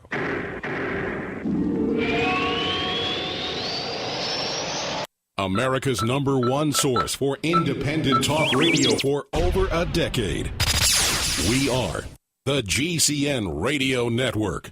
Graphic Converter is the image manipulation tool for the rest of us. It does not use any database. You get full control of all your files. Want to view the images of a folder? Drag it into Graphic Converter, and a powerful browser opens up to show your image files. You could use it for slideshows. You could use it to import images from digital cameras or from scanners. Need to do some image editing? You can do that too in Graphic Converter. Also print catalogs. Convert from so many formats I can't even list them. Download now to see if Graphic Converter is good for you, like 1.5 million other users. Guess what? You could save money when you buy Graphic Converter. Use the coupon code Night Owl. Use the coupon code Night Owl to get a special price for Graphic Converter. Go to lemkesoft.com. That's Lemke soft.com. Lemkesoft.com. Lemke soft.com. Attention business owners and individuals who owe the IRS. Do you owe $10,000 or more in back taxes? You need aggressive representation. Call Certified Tax now and speak to one of our tax attorneys, enrolled agents, or tax professionals who specialize in tax liens, back taxes, tax debt, wage garnishment, and collections. We won't waste your time. Instead, we'll be on the phone with the IRS within 30 minutes of you becoming a client. And you can become a client right now. We've settled millions of dollars in tax issues for a fraction of the cost. Find the peace of mind knowing the IRS will not be knocking at your door. Protect your home, business, and family today. We know the tax laws, and we act fast. Call today for your free, no-obligation consultation. 1-800-685-9751. Remember, we'll be on the phone with the IRS within 30 minutes of you becoming a client. That's guaranteed. Call Certified Tax at 800-685-9751. That's 800-685-9751. Again, 800-685-9751. Hello? Congratulations. For what? For losing all that weight. How'd you do it so fast? ASAP. ASAP what? What's that mean? Are you ready to get as skinny as possible, as soon as possible, as simple as possible, and as sexy as possible? I'm listening. Then get with the ASAP program. It's real and it works. No smooth talk, no slick advertising, and no exaggerated claims of success. I've got to know more. Welcome to ASAP, as slim as possible. Whether you have 10, 20, or 50 pounds to lose, ASAP is your weight loss answer. ASAP targets the abnormal fat reserves and makes them available to be burned as fuel and contains no caffeine or hormones. Order ASAP at wholesale prices or join the team to share the business with others. Visit GCNteam.com or call 877-878-4203. GCNteam.com or call 877-878-4203. Lose weight and look great with ASAP, as slim as possible. For a long time, you've heard me talk about building your own food supply with eFoods Direct. As a listener, you know why you need to have a supply of the best storable food on the planet.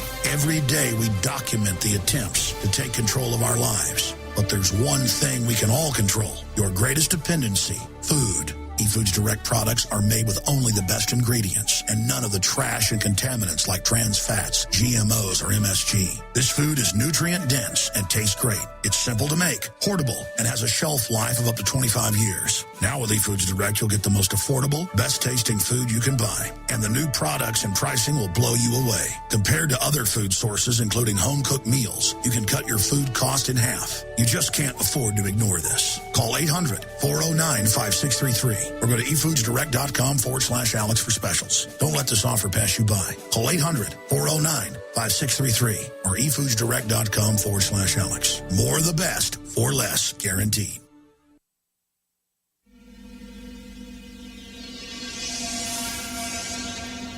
This is Hilly Rose, and I hope that you do listen to the Paracast because you will learn a great deal about the paranormal. We have Nick Redfern. He is not Lamont Cranston. He is not the Shadow. The Not book today, anyway. is, unless we're talking about shadowy things here. The Pyramids and the Pentagon is the book. With Gene and Chris on the Paracast, we're exploring all sorts of mysteries, ancient mysteries, Noah's Ark. What does the government know? Why would they care about somebody's ship that was built thousands of years ago? Or was it a spaceship, maybe? Well, that's one of the theories that, a number of ancient astronaut theorists have put together. The idea, the very fact that all around the world these legends exist of massive arks built to preserve life and that they were connected with messages that came down from the gods telling people to build them, and a lot of these stories, as I said, don't talk about animals being loaded on board the ships, despite what people think. That's the interpretation. They talk about the essence or the seeds of the animal being taken on board. That has given rise to the idea, in the same way that on Earth today there are vaults underground. There's a famous one on the island of Spitsbergen, just off the coast of Norway, which is like a huge, massive seed repository in the event of a national, a worldwide disaster. There are literally millions of seeds stored on Spitsbergen in this underground facility in the event, that life needs to start over again, so to speak. So, the idea that somebody else may have come here, may have realized that the Earth was in trouble and was prepared for a massive disaster and took some steps to try and preserve life at a localized level by, just hauling off examples of the life that existed, and then that created legends of arks and gods, etc. That's quite a popular theory within ancient astronaut research. Chris, we had questions from the audience. Any of those relevant to what we're talking about here? Yeah, a bunch. But I before we get to our listener questions from forum.theparacast.com, I want to just mention to Nick a little kind of an interesting side note involving what appeared to be helicopter flights and construction loads slung underneath that I was able to videotape about a month ago, right near the location of a fabled underground city that's located at the confluence of Grand Canyon and the Little Colorado River Gorge. This is, the famous 1909 Phoenix Gazette story of two guys affiliated with the Smithsonian stumbling on this entrance to the underground city. Now, I find it very interesting that I should go out there with a David Hatcher Childress, Ron Regehr, Gary David, some pretty credentialed and up to speed researchers and investigators, and to stumble on what appears to be illegal flights, flying equipment down to a site that may be the ancient place of emergence for the Hopi and Zuni. Are you aware of any sort of government interest in that particular alleged underground city? I'm not, unfortunately, but the only thing I can sort of comment on is that it sort of parallels interest in other areas, predominantly in the Middle East and South America, where government agents and personnel have taken an interest, to the extent of, spy missions to take photographs or get film footage, satellite footage, that sort of thing. So, it's nothing out of the ordinary. It's another example, I think, and, which is important. That dovetails nicely to a question from Conrad Hartman, one of our posters here at the Question Bank. And he asked, to what extent, if any, have efforts been made to provide archaeological evidence for political agendas? In Nazi Germany, part of the Ahnenerbe's purpose was to provide evidence for the government's racial theories. In the U.S., was there ever a religion-driven organization either funded by or containing elements of the government whose objective was to obtain evidence to support religious and political goals? Yeah, why don't you address that one, and then he has a follow-up. Okay. Well, not so much in this issue. I think you had me on your show a couple of years ago when I had that book out, Final Events, about a group in the government that was sort of looking at the idea that, the whole UFO phenomenon was demonic. That's probably the closest in terms of trying to vindicate, sort of a particular theory that links it sort of with religion, etc. But now, every case that I talk about in this book, pretty much, the fact that it was related to religion or ancient archaeology was a sidebar, if you like, and the entire thrust was just to try and uncover new technologies. It was nothing about, the questioner is actually 100% correct. With the Nazis in the Second World War, one of the sort of beliefs of the Nazis was that the so-called Aryan race, their roots could go back to Atlantis and even further, and they were perceived as being, the master race. And part of the reason for the Nazis looking for all these artifacts was, correctly, as the questioner said, to try and vindicate those theories. But no, in America it was all about, just going for the technology. That leads to another question from poster Social Worker Chef. Interesting tag. He's going to take us to dinner? What's going on? Well, I'm not sure about that. We'll have to ask him next time he posts. But he asks, if the U.S. government is so interested in finding these objects, what would they do with them once obtained? Would it be a scenario like Hitler attempting to find the Spear of Destiny because he thought it would make him invincible? And that brings up a whole nother subject that you address in your book, and that is the Himmler and the SS's attempt to go around the world, which, of course, is one of the themes in the Indiana Jones movies of the Nazis looking for these occult and, potentially high technological events from ancient times. What about that? Do you think that the government is interested in finding them for some sort of occult purposes? Well, there's no doubt that, government agencies over the years have delved into occult areas, even things like witchcraft. And in the 50s, the CIA actually had a little side project where they researched Ouija boards to see if they could be used as like a tool of espionage to spy on the enemy. So government, and, it's not much of a jump from there to things like remote viewing and psychic spying, which the Pentagon was heavily involved in at one point. So, they have looked into occult, if you like, paranormal-based areas.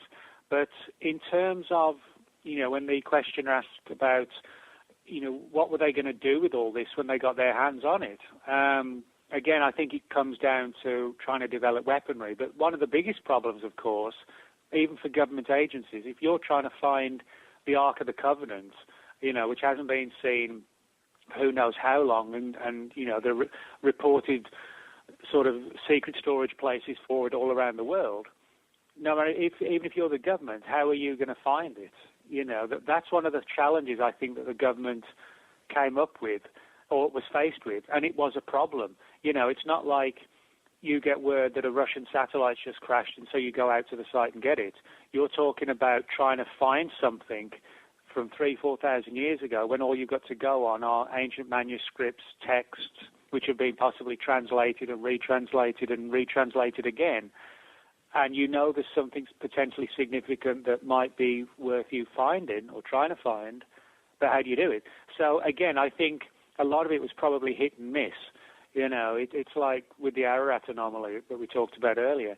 They spent a lot of time trying to determine what was going on with it, what it was. Does that mean they answered the question and actually got anything of value from it? No, it doesn't. It just means, maybe they did. Maybe they just put a lot of files together and pictures and were left scratching their heads because the Turkish government wouldn't allow them up there. So. Your tax dollars at work. Exactly. That's why I worry about things like that, because you wonder, is the government truly concerned about this, or do they have a few wacky people with time on their hands and they want to do something to earn their paycheck or at least keep their jobs, so they play around with this nonsense? Well, I actually think it's a bit of both. I mean, it is a fact that you have official agencies, who have one particular mandate, and that's it. What you also have are, government agencies throw money here, there, and everywhere and set up think tanks if there's a chance of something working. I mean, I'll give you a classic example. Using the Freedom of Information Act a few years ago, I got a hold of a bunch of U.S. Army files from the early 50s, where the Army had secretly set up like a little project to try and determine if dogs possessed ESP. And we'll talk about the dogs and whether the study became a dog's life in a moment. We have Nick Redfern with Gene and Chris. You're in the Paracast. Yes, you are.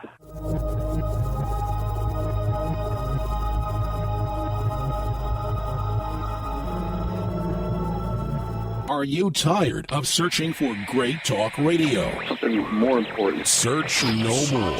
We are the GCN Radio Network. Whether it's personal mail, whether it's business email, you want reliable, dependable delivery, freedom from spam, freedom from viruses. Well, Polaris Mail offers professional email hosting services for your personal or small business use. Each account uses 25 gigabytes of storage, an easy-to-use webmail interface, and full mobile sync. Sign up today for a 30-day free trial at polarismail.com, polarismail.com. So here's what happened. I was placing an order online. The site went down. It just stopped responding. It took hours before it returned, but I'd already placed the order with another company. If your site goes down, you could lose business. And if you have a business or personal site, you'll want to know it's easy to run and it will stay online. At iWeb, your site is hosted on one of the most reliable networks in the world. Check it out. iWeb.com. That's iWeb.com. Love gardening but don't love seeing your hard work destroyed by wildlife? Then use the #1 most effective deer and rabbit repellent you can buy, Plant Skid. Plant Skid repellent protects gardens, trees, and landscaping by emitting an odor that browsing animals associate with predators. So animals avoid plants before they nibble, not after. Plant Skid is made in the U.S. from non-toxic, 100% organic, environment, and pet-friendly ingredients. Other repellents wash off in the rain. Not Plant Skid. It's guaranteed to outlast all other repellents. Plant Skid was the first animal repellent to be OMRI listed organic and now comes in liquid spray, powder concentrate, or easy-to-use granular. Just sprinkle around your garden. For proven protection from deer, rabbits, squirrels, and other small rodents, use Plant Skid. Member tested and recommended by the National Home Gardening Club. Find a dealer near you at plantskid.com. That's PlantSkydd.com. Ask about our new vole repellent when you call 800-252-6051. That's 800-252-6051. Plant Skid, proven plant protection, guaranteed, or your money back. If you owe money to the IRS, you can't make the problem go away by yourself. But with the help of Dan Pilla, you can get your problem solved once and for all. Hi, I'm Dan Pilla. For 30 years, I've helped thousands of people solve their tax debt problem, and I can help you solve yours too. We take a very simple but proven 3-step approach to solving your problem.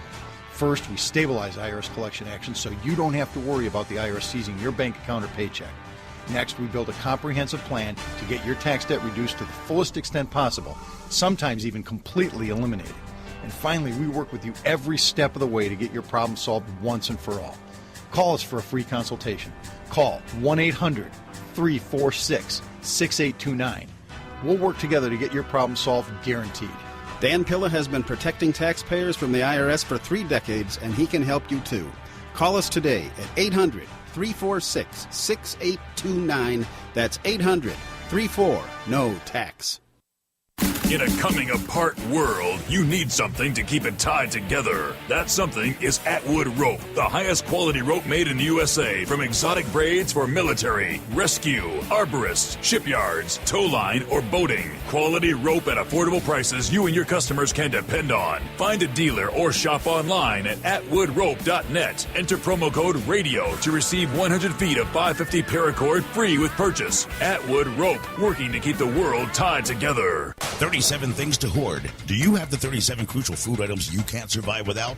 When disaster hits and mobs go crazy grabbing food off the shelves, your family may be without food or waiting in long food lines. Prepare now at 123survivalplan.com. That's 123survivalplan.com. Many people don't have these 37 food items. Learn what you need to hoard now at 123survivalplan.com. Watch the video over 1 million people have viewed to discover the 37 food items that will sell out first when disaster strikes at 123survivalplan.com. Hi, this is Nick Pope. You're listening to the Paracast. So, has this show gone to the dogs? People say I have a bad sense of humor, but after listening to what Nick said, he's author, by the way, of the Pyramids and the Pentagon with Gene and Chris in the Paracast, you wonder, looking for psychic dogs or psychotic dogs? Or both. But yeah, I mean, just as this is an example of how government agencies throw money around on bizarre projects, which sometimes have a chance of coming true or working in other ways, other times don't, you know. But this one basically was a project, 1952-53, where the government, or the military, the army, planned a series of experiments to determine if dogs possessed ESP. And the plan was to, if ESP in animals could be proven, the idea was to put the dogs on the battlefield to see if they could use ESP to locate landmines. Now, they spent countless hours, time, project hours, etc., trying to get this to work, and it didn't, you know. It didn't mean that the dogs didn't possess ESP. Some people say, you know, animals do have, you know, a fine, keen sense of ESP and psychic powers, but it didn't work. And so it was shelved, but not before they spent, back in 52, something like $20,000, which was, you know, quite a substantial amount of money back then. But for the Pentagon, you know, it was just sort of like a dip in the ocean. So sometimes projects are initiated because they're guaranteed to work and they make sense. Other times, like this one, it really is like a fringe operation where you think, you know, what was the government thinking of? But the reason they do these projects is because if 1 out of 100 works, and it works really well, and it provides major advantage, then it was all worth it, you know, and forget the other 99 that were just screwball. Chris, let's move to another question. Well, it's interesting that they'd be interested in this particular kind of psychic ability of kind of pets, if you will. Rupert Sheldrake has done some good work in this area, quite controversial work, actually, looking at psychic links between dogs and pets and their owners. So I'm not surprised that there'd be interest on that level by the government. You're right. Mm-hmm. Yeah, go ahead. Do you want to comment on Rupert's work? Or? Well, yeah, I was just going to say that the very fact that the military, you know, couldn't sort of organize these dogs and train them to use ESP to find landmines doesn't mean ESP in animals doesn't exist. It's like how are you going to actually tell a dog, we want you to use your ESP to find metal objects under the sand? You know, they might as well train them to try and use ESP to find a car parked 50 yards down the street. Well, of course, we train dogs to smell for drugs. Well, that's right, but, you know, I mean, we weren't talking about drugs. You know, you talk about landmines. Now, whether, you know, they were looking at the idea of explosives having a distinctive smell, that's not mentioned in the files, but if they did, you might as well just say that because dogs have really good noses, you know, they found it through smell rather than psychic powers. So, you know, but that doesn't take away the possibility that some sort of ESP in animals might exist. It's just the fact that the government didn't prove its point, you know. You know, I think beagles are very good at detecting explosives, if I'm not mistaken. I think they're the breed of choice for detecting nitroglycerin, C4, that sort of thing. Here's a question from Forrest Lake, who's one of our newest additions to the Paracast Forum family, and he's from Australia. Forrest Lake asks, in your studies on UFO aliens and ancient civilizations, would you say that there is evidence that man has been around longer than current scientific belief tells us? If so, could it be possible that man has been more technologically advanced in the past than we give credit for, and these ancient men might be misidentified as ancient aliens? Yes. Is the short answer. I think, you kind of addressed that a little bit before, but you want to kind of get antediluvian on us? Yeah, I mean, one of the interesting things that I talk about that a number of researchers have suggested over the years is, when people talk about ancient astronauts, a lot of these stories are prompted by the fact that, a lot of ancient people talked about the gods coming down in these fantastic flying machines and teaching them all sorts of advanced technology. Well, one of the other theories that's been suggested is that if in the past there were civilizations that were highly advanced but in different ways to ours, but equally there were different parts of the world that were still at very rudimentary levels, what would happen if, say, a highly advanced culture in, say, ancient India 30 years ago travelled over to what today is central England, when people were living in huts and, just running around trying to grab the odd deer for dinner or whatever, and they saw some sort of advanced flying machine, etc., they might perceive it as, the gods coming down, not realizing, it was an offshoot of their own species from the other side of the world. And today, of course, the initial reaction is, well, we weren't flying anything like that back then. It has to be aliens. But maybe, there is something to the idea that there wasn't sort of like a huge worldwide culture. There were a lot of splinters, and they were at varying degrees of advancement, and some of them weren't even advanced at all. And when they crossed paths, it inevitably led to these different legends and stories that really, today push it more down a UFO path than they do down an ancient offshoot that was highly advanced path. And who's to say that they don't, they're not still around, maybe suboceanic, living underground, have some sort of dimensional capability? Well, I mean, that's an interesting theory, I mean, cultures all around the world, again, have legends of, highly advanced beings living underground. I mean, I'll give you an example. Walter Bosley, a former U.S. Air Force Office of Special Operations officer. And we should mention he's been on the Paracast several times. Oh, okay. Well, Walter writes under the alias of E.A. Guest. He's written a number of very good books, and he's openly gone on the record as saying that his dad, who served in the U.S. military, was told that, contrary to what people said, Roswell was an alien. I mean, who knows if it's sort of like a layer of a cover story, that he was told that the military secretly knew that there was like an ancient civilization on the Earth that was sort of limited in scope and size, and that lived deep underground, and that occasionally surfaced and occasionally had accidents, one of which occurred at Roswell. It's kind of like the government prefers people to think it was either a military device or it was aliens, rather than having panicked that there's some super advanced civilization living below us that are the original rulers of the world, if you like. And that goes again to the book that we discussed some years back by the late Mac Tonnies, The Crypto-Terrestrials. Yeah, I mean, that theory is very similar. The idea that, the alien presence on the Earth is actually a guise, a camouflage, deliberately put in place by entities who, are from the Earth, who lived here long before us, and who know that we believe that them or think they're aliens, and so they encourage that mythology because it acts as a cover for them when they interact with us. Now, do they interact with governments under their true identity, or do they still say, hey, yes, we come from Alpha Centauri or something? Well, I mean, these are sort of speculative areas that we just don't know. But what I will tell you is interesting. A lot of people don't know this, but Nick Pope, who was, formerly the UFO desk guy at the British Ministry of Defence between 91 and 94, he wrote a novel in 1999 called Operation Thunderchild, and it was basically based around an attack on the British Isles by alien forces. And in the book, the US government actually has a cover story that the aliens are an ancient human race. And you never saw it. Initially, it's not made clear, are the aliens ancient humans, or is it vice versa? Is it the other way around? But it's like a cover story that the US government puts in place to to confuse the Brits when they get like a secret briefing. And, you have to wonder, where did Nick get that from? Well, that dovetails nicely to a question by Lord Summerisle, who's been a longtime poster at forum.theparacast.com.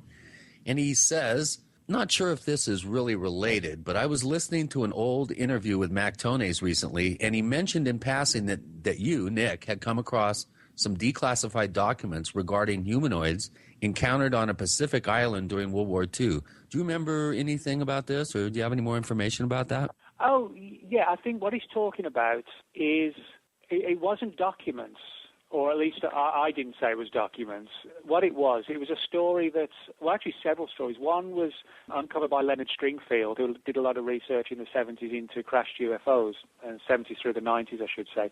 And he heard a number of stories of like these sort of violent small humanoids. But I did actually investigate a couple of stories from the sort of Japan-China area in the Second World War, where people had claimed to have seen like sort of pygmy-like characters in the forest that were, looked sort of like very primitive humans. Now, we weren't talking about access to advanced technologies or anything like that, but, the idea that there were sort of rudimentary or offshoots of the human race that weren't Homo sapien still amongst us. And that's kind of like what Mac spoke about in his book.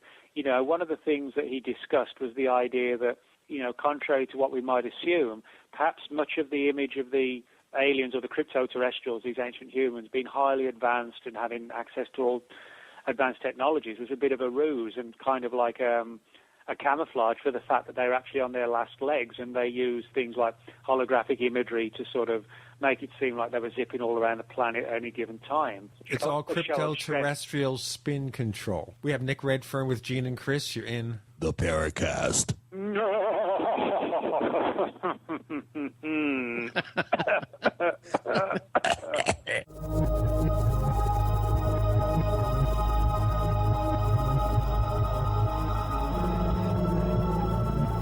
The GCN Radio Network, providing the world with hard-hitting talk radio. GCN.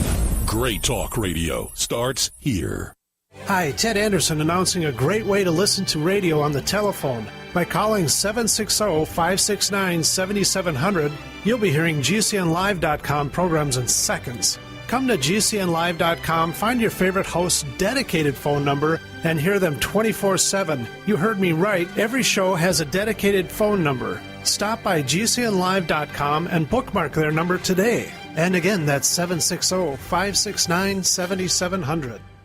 Hi, this is Ted Anderson. Have you ever wondered why banks, stockbrokers, investment advisors won't talk about gold IRAs? They've been available since 1986, yet the financial industry won't recognize the value of gold for your retirement. Gold has outperformed paper investments, yet no word about IRAs. If you would like to have gold for your retirement, call 800-686-2237. Don't get left behind by rising inflation and low returns. Call 800-686-2237. Secure your future and call 1-800-686-2237. We want to know, how do you use WebEx? The smartest thing my company did was to give us WebEx. I'm in sales, and now I get twice the meetings, close twice the business, and make twice the money. Guess I should say thank you to the folks in IT. The new free version of WebEx Meetings lets you take your office anywhere, your desktop, laptop, or mobile device. Get your free WebEx Meetings basic account now at Webex.com. WebEx from Cisco. WEBEX.com. Webex.com. Hi, this is Ted Anderson. Have you ever wondered why banks, stockbrokers, investment advisors won't talk about gold IRAs? They've been available since 1986, yet the financial industry won't recognize the value of gold for your retirement. Gold has outperformed paper investments, yet no word about IRAs. If you would like to have gold for your retirement, call 800-686-2237. Don't get left behind by rising inflation and low returns. Call 800-686-2237. Secure your future and call 1-800-686-2237.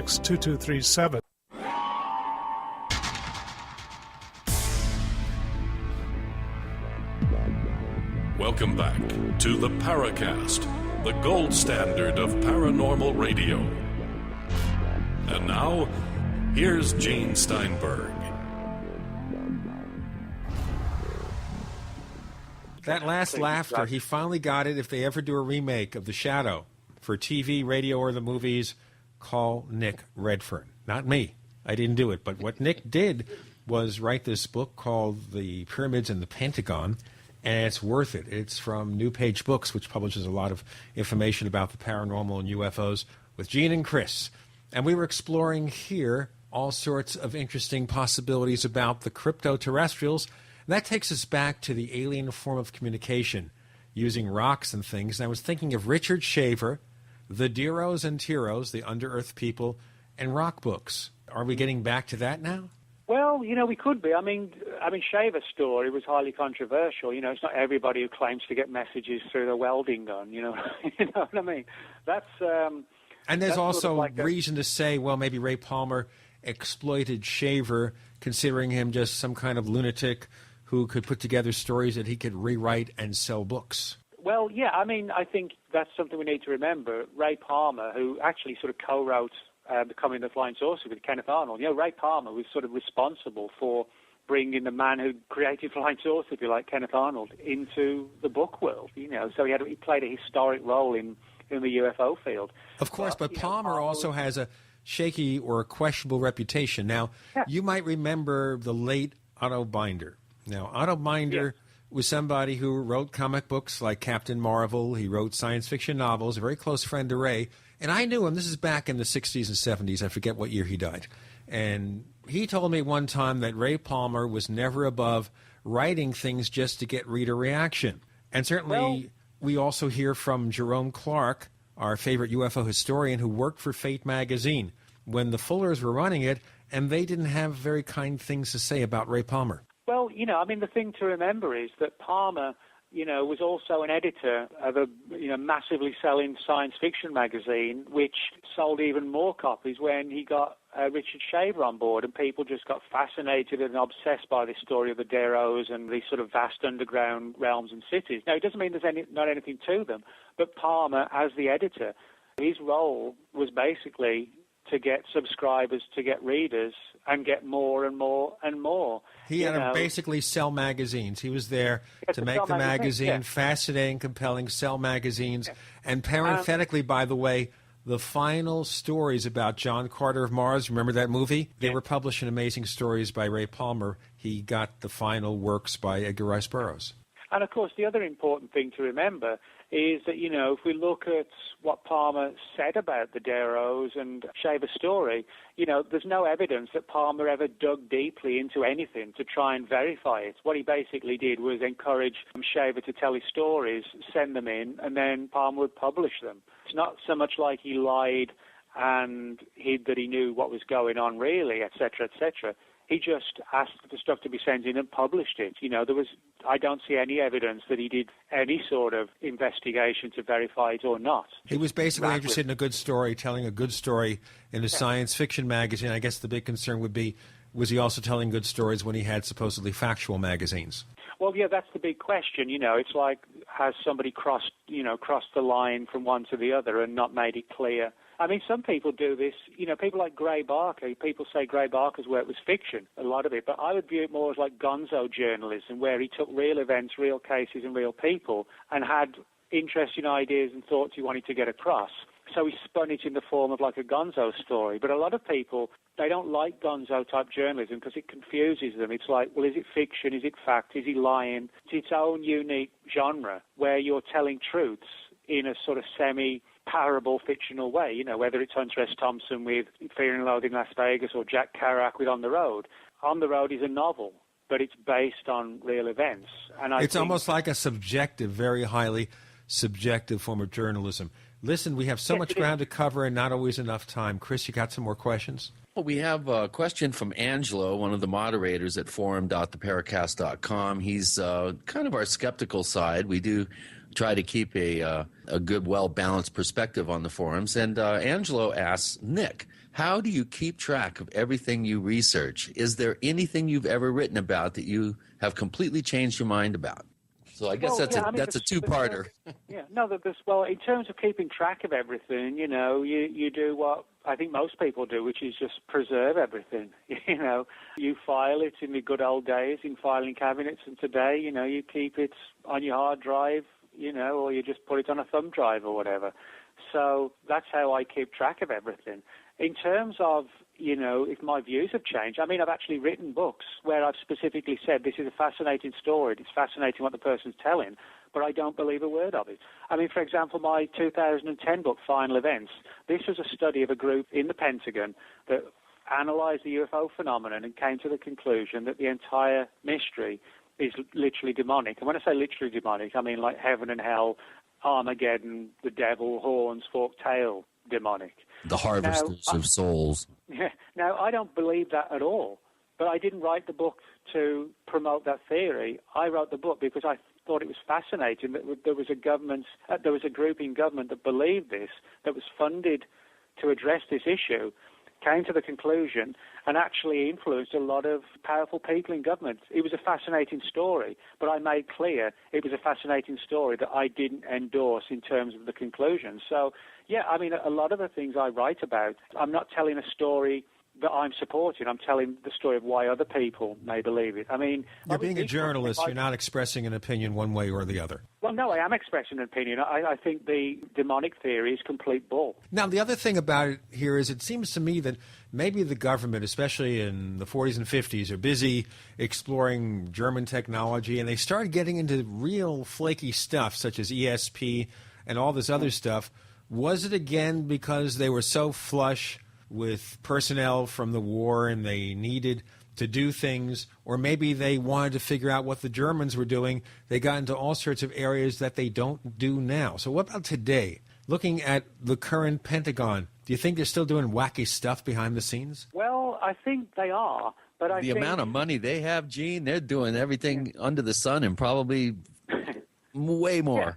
Yeah, and the thing is, of course, the reason why we get a better picture of the past is because certain things have come out through the Freedom of Information Act. Certainly post 9/11, although there's still a FOIA in place, it's becoming harder and harder to get material, despite the fact that, the government claims it's making things easier. And, of course, it's need to know is becoming more sort of a clampdown issue and things like this. So, if logic dictates, if in the 50s they were researching ESP in animals and Noah's Ark and the Dead Sea Scrolls, in the 60s and 70s remote viewing through the 80s, 90s, we see evidence of the Air Force going back and looking at Roswell again and all this different stuff.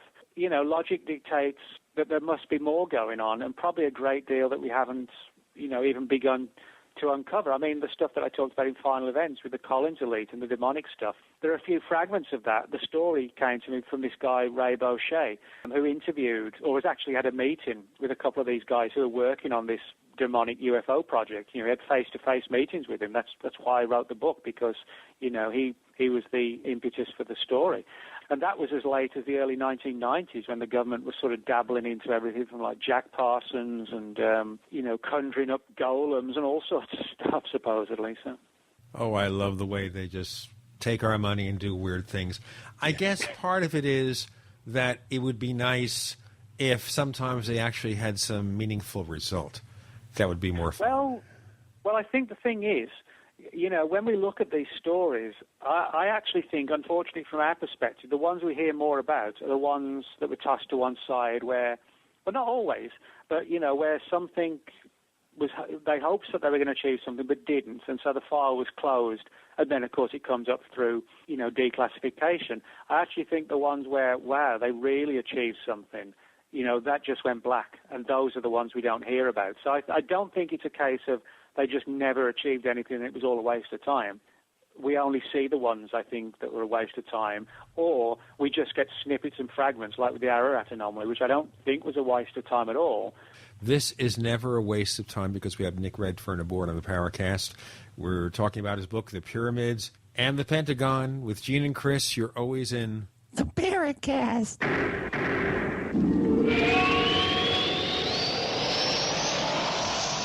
That one stunned me into silence. We also have swag. We have all these exclusive Paracast things that you can buy. We've got 60 or so different items, and entails T-shirts, sleeves for notebook computers, iPad cases, mouse pads, the Paracast Jumbo tote bag, all sorts of T-shirts and jackets and stuff like that for men and women. We have a Paracast aluminum water bottle All this stuff, you go to store.theparacast.com, store.theparacast.com.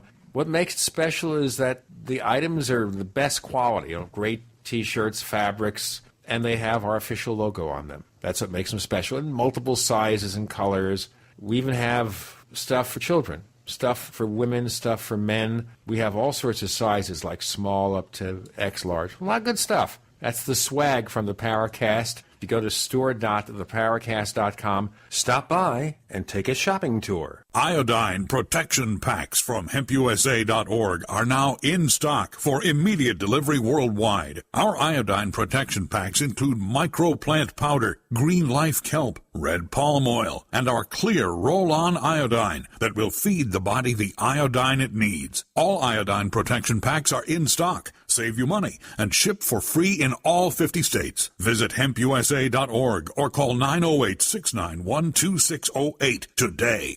HempUSA.org has a revolutionary wonder food for detoxing the body and rebuilding the immune system. Microplant powder can help unclog arteries and soften heart valves while removing heavy metals, virus, fungus, bacteria, and parasites. Plus, it cleans and purifies the blood, lungs, stomach, and colon. Keep your body clean with Microplant powder. Visit us at HempUSA.org or call 908-691-2608 today.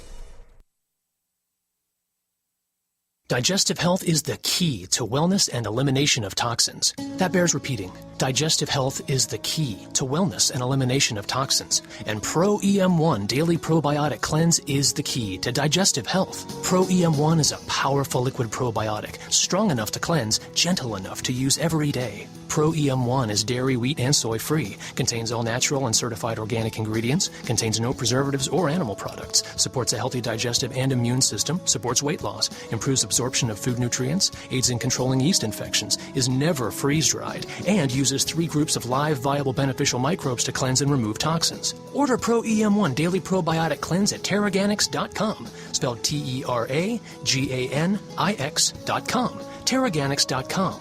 Or call toll-free 866-369-3678.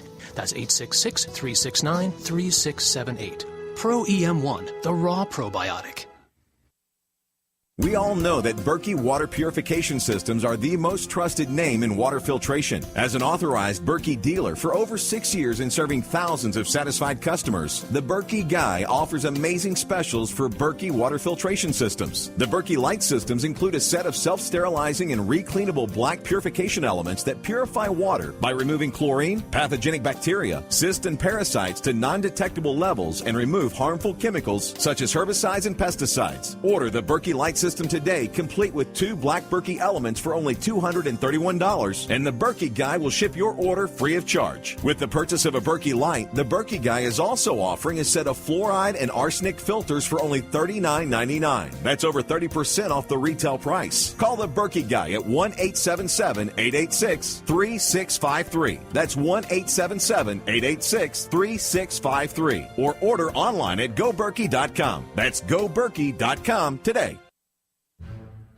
We'd like to hear from you. If you have a comment or question about the Paracast, send it to news@theparacast.com. That's news@theparacast.com. And don't forget to visit our famous Paracast community forums at forum.theparacast.com. With Gene and Chris, we have Nick Redfern. The book is The Pyramids and the Pentagon. And we've covered some of your questions. Others we've pretty much covered on the show. We'll get to more. The book is just fascinating. Always a great read from Nick Redfern. He puts it together.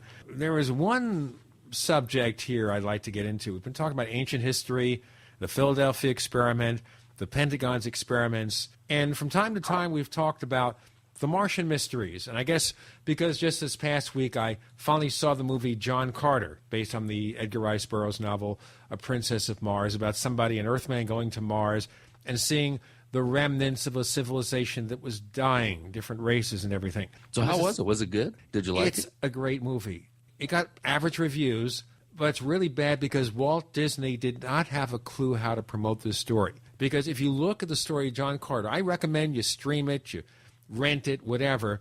Take a look and then think of how Avatar was influenced. Think about the fact that this story is influenced by the story of Pocahontas and John Smith and everything. Think about all the influences to science fiction that came from a novel written in 1912 by Edgar Rice Burroughs before he wrote Tarzan. Really fascinating. Let's go to Mars. The face on Mars and the pharaohs? What kind of resemblance or connection do we find there? Well, again, this is, sort of I guess really at the far end, of some of the more extreme conspiracy theories as they relate to ancient civilizations on Earth. Everybody has heard of the face on Mars. Even NASA, admits there is a face on Mars, but their position is that it's not a carved face. They kind of view it as the equivalent of people seeing faces in clouds. That's their official stance on it, that yes, it looks like a face, but that doesn't mean it is a face. Bedelia? Yeah, exactly. Now, a number of people have suggested, well, not suggested, but have pointed out that in the region of Cydonia on Mars, where you can find the face, there appear to be what look like pyramid-type structures very close by. And the fact that in some of the photographs, the face itself, as it sort of peers upwards from the planet, has this sort of sphinx-like appearance. When you put Sphinx plus pyramids, inevitably draws an analogy with what we see in Egypt, in Cairo. In other words, this has sort of given rise to the theories, well, is it possible that some of these stories of ancient astronauts coming down and influencing or even outright building some of these massive ancient structures, these multi-tonned cities and walls, etc., could whoever built them here on Earth or helped build them here on Earth have been somehow directly linked with whoever built the face on Mars and the pyramids on Mars, if indeed, they are artificial and they're not just a case of, they look strange, but they're actually not. This is an area that's been the subject of endless research and debate in the last few years, and people like Richard Hoagland, have written sort of full-length books on it. Matt Toney, who we mentioned earlier, he addressed it very deeply in his 2004 book, After the Martian Apocalypse, which again, sort of drew upon photographs and imagery of sort of weird formations on Mars. And, I include one in the book also, which looks, again, people can put it down to seeing faces in clouds, but it kind of does look like a side profile of an Egyptian woman, with sort of the classic headdress, etc. And what's weird is that there are a number of stories relative to the face on Mars that suggest maybe somebody in government possibly knew about it long before the mid-1970s photographs surfaced from NASA. I mean, for example, one of the people who we have to look at is Jack Kirby. Jack Kirby, I don't know anything about comic books, I don't read them, but even I know that Jack Kirby was, one of the most famous comic book artists of all time. He was also someone who was actually involved in a couple of CIA PSYOP programs in the 70s. And how so? I want to hear this, because Jack Kirby is probably one of the most famous comic book artists. He did a lot of the Marvel comic book characters like Captain America and the Avengers. And he, by the way, that was not his real name. He was born Jacob Kurtzberg. So when you looked up information about Jack Kirby, did you check Jacob Kurtzberg? Probably not, no. But, I mean, the thing is, with Jack Kirby, one of the things he was involved in, you'll remember when the Iranian hostage crisis was on in 1979/1980, a lot of Americans who worked at the U.S. Embassy in Tehran, they were in prison there, basically. They couldn't get out. For all intents and purposes, the Iranians were holding them hostage. Well, what happened was that when the Iranians commandeered the American embassy, a handful of embassy personnel managed to escape, and they made their way to the Canadian embassy. And, of course, Canada wasn't involved in a quarrel with the Iranians, so there was no big deal. But a plan was then created to try and smuggle out these sort of 6 or 7 people back to the U.S., and it was done under the guise of that they were actually Canadian filmmakers in Tehran to make a sci-fi movie, which, Tehran, Iran would be the ideal setting, and it would have all sorts of references to Middle Eastern religions, etc. It would be a good cover. And Jack Kirby actually provided artwork that helped sort of lend credence to the idea, that it was a film crew. They were like storyboard artwork that he did for the CIA. There are a couple of things like that. And the reason I mention this is because people have said that the government knew about the face on Mars long before the mid-70s. Now, back in the late 1950s, Jack Kirby wrote a 3-part sci-fi story, a comic book 3-part story, the second of which was called The Face on Mars. And it involves a group of astronauts going to Mars and finding this huge carved head on the surface of Mars, which one of them enters through the eye sockets and finds this sort of huge sprawling city inside. And there are other stories. You mentioned Otto Binder. He actually wrote a novel in the early 70s, which also focused on pyramids on Mars. Otto Binder was friends with Willy Ley. Willy Ley has a deep background and connection to the whole German scientists, rocket scientists of the Second World War. We also have a kids series of the early 50s, Tom Corbett, which was basically like he was an adventurous astronaut who would fly around the solar system, He was basically like a cadet. Yeah, Tom like a Corbett, Space Cadet. Yeah. There was a TV show, and it was based on some juvenile novels of the period. Yeah, that's right. And what's interesting is that in one of those stories, basically the theme of it is pyramids, carved faces, trips to Mars, etc., etc. Various people were actually involved in sort of the consultancy level with the program, who again could be traced back to German rocket programs, with scientists brought over from Germany. So, in other words, we have these different strands of stories that all seem to sort of preempt, if you like, the official discovery of the face on Mars in 1975. We find people involved in these earlier stories having links to officialdom, like Willy Ley and like Jack Kirby. So the intimation here is that they wrote these stories to what? Prepare us for these possibilities? Well, yeah. The interesting thing is all these stories date from the 50s. Even the Jack Kirby one, that was the latest one.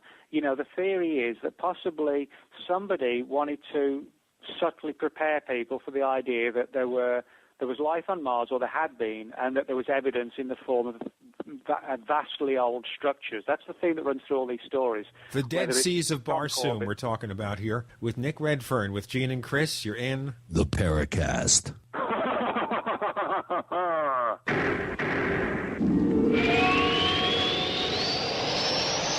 America's #1 source for independent talk radio for over a decade. We are the GCN Radio Network. Graphic Converter is the image manipulation tool for the rest of us. It does not use any database. You get full control of all your files. Want to view the images of a folder? Drag it into Graphic Converter, and a powerful browser opens up to show your image files. You could use it for slideshows. You could use it to import images from digital cameras or from scanners. Need to do some image editing? You can do that too in Graphic Converter. Also print catalogs. Convert from so many formats I can't even list them. Download now to see if Graphic Converter is good for you, like 1.5 million other users. Guess what? You could save money when you buy Graphic Converter. Use the coupon code NIGHTOWL. Use the coupon code NIGHTOWL to get a special price for Graphic Converter. Go to lemkesoft.com. That's LEMKEsoft.com. lemkesoft.com. LEMKEsoft.com. Did you know that 50% of heart attacks are brought on by infections? Did you know that hospitals are breeding grounds for antibiotic-resistant bugs like MRSA? The environment is infected with parasites, and the mild winter means ticks with Lyme disease, mosquitoes with West Nile virus, and cold and flu viruses will be on the rise. Protect yourself with nature's natural antiparasitic, antiviral, antifungal, antibiotic, Allison, the heart of garlic. Get concentrated protection with Ali-C and Ali-Ban from AffinityHealthProducts.com. 1 capsule of Ali-C equals 40 cloves of garlic or 100 garlic pills. With no garlic breath, Ali-Ban has Allison in spray, liquid, and cream forms with 3 times more strength than leading brands and costs less. Go to AffinityHealthProducts.com, spelled AFFINITY, healthproducts.com, or call 877-888-7126. That's 877-888-7126. Protect yourself with Ali-C or Ali-Ban from AffinityHealthProducts.com. Survival is not about the end of the world. It's not about a hypothetical plane crash or the latest violent storm. Survival is about the satisfaction of knowing you can take care of yourself and your family in any situation, anytime, anywhere. CampingSurvival.com was started in 1956. No, not the .com part, the survival part. CampingSurvival.com has over 17,000 urban, wilderness, and preparedness items. Supreme customer service, very low shipping, and no games. We look around to make sure we have the lowest prices, and CampingSurvival.com is 100% USMC veteran owned. Don't base your survival on the latest spring up on the internet company. Do business with an authority on survival. CampingSurvival.com. Use coupon code GCN at checkout, and CampingSurvival.com will take 5% off your order. CampingSurvival.com. Confidence born of preparation. We want to know, how do you use WebEx? I live in my car, sometimes a rental car. Every day, I find a nice, quiet place to pull over and meet a client through WebEx, face-to-face on my smartphone. This is the way to do business. The new free version of WebEx Meetings lets you take your office anywhere, your desktop, laptop, or mobile device. Get your free WebEx Meetings basic account now at Webex.com. WebEx from Cisco. WEBEX.com. Webex.com. We the people grow cotton, weave fabric, engrave ink, embed strips and fibers to protect from counterfeit and carting to a private bank, having it lent back at interest, forcing taxes to service debt. This capitalism, or was Jefferson correct when stating a central bank issuing the public currency is a greater menace to the liberties of the people than a standing army? Hi, Ted Anderson. I'm placing a free silver dollar in a book that explains our monetary system. Call for your copy, 800-686-2237. It's time to understand the system. Call 800-686-2237. That's 800-686-2237. This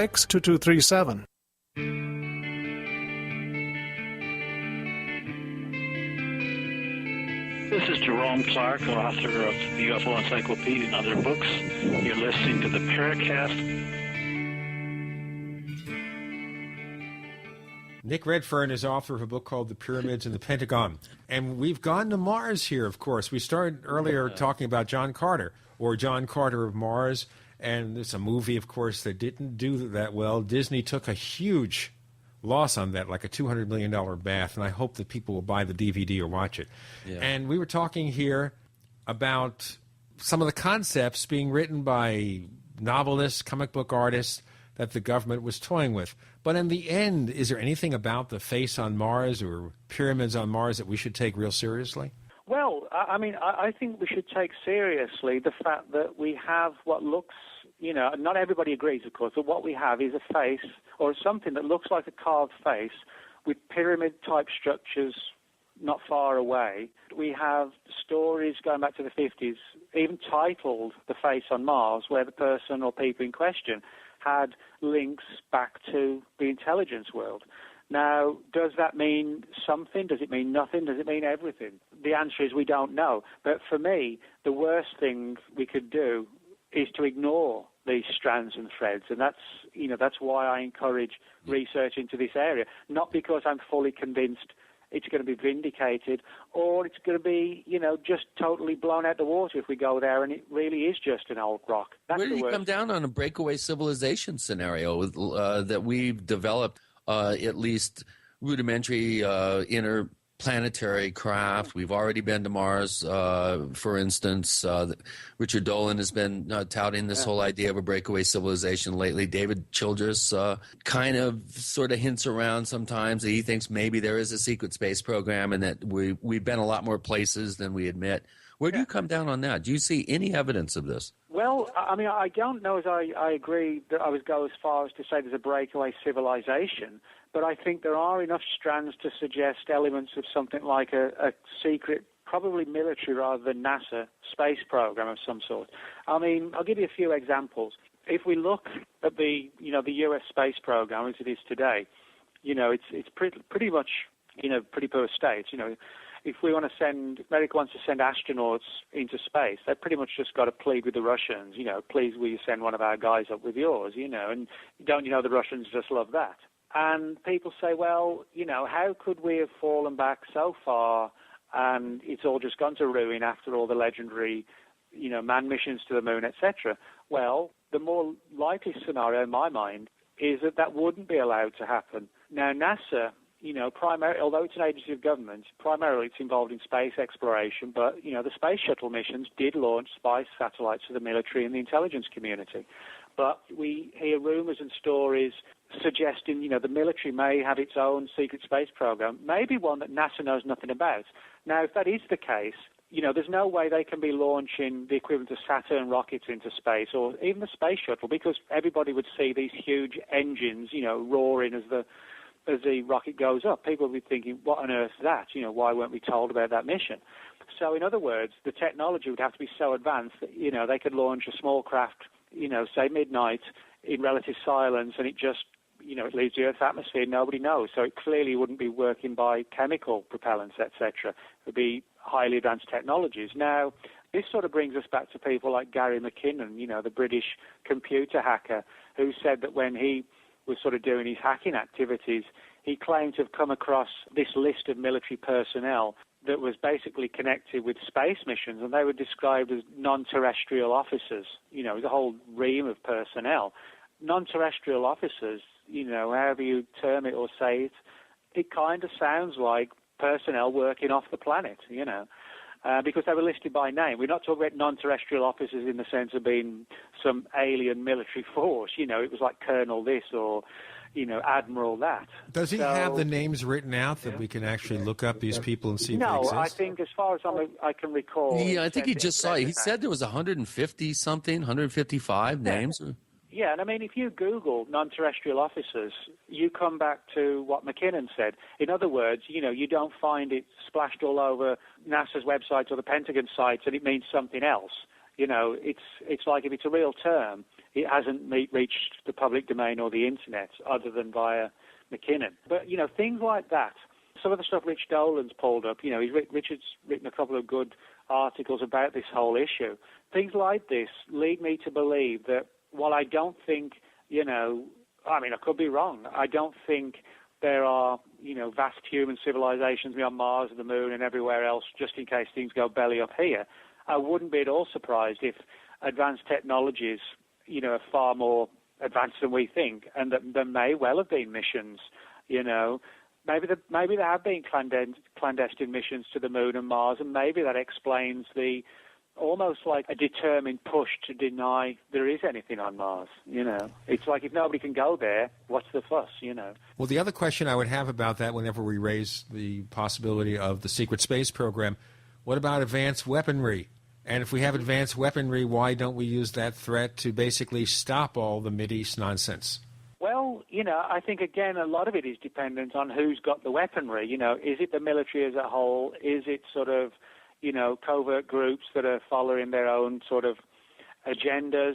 To what extent does the government not want to end war but wants to perpetuate it? It's like the old adage, the war increases the economy.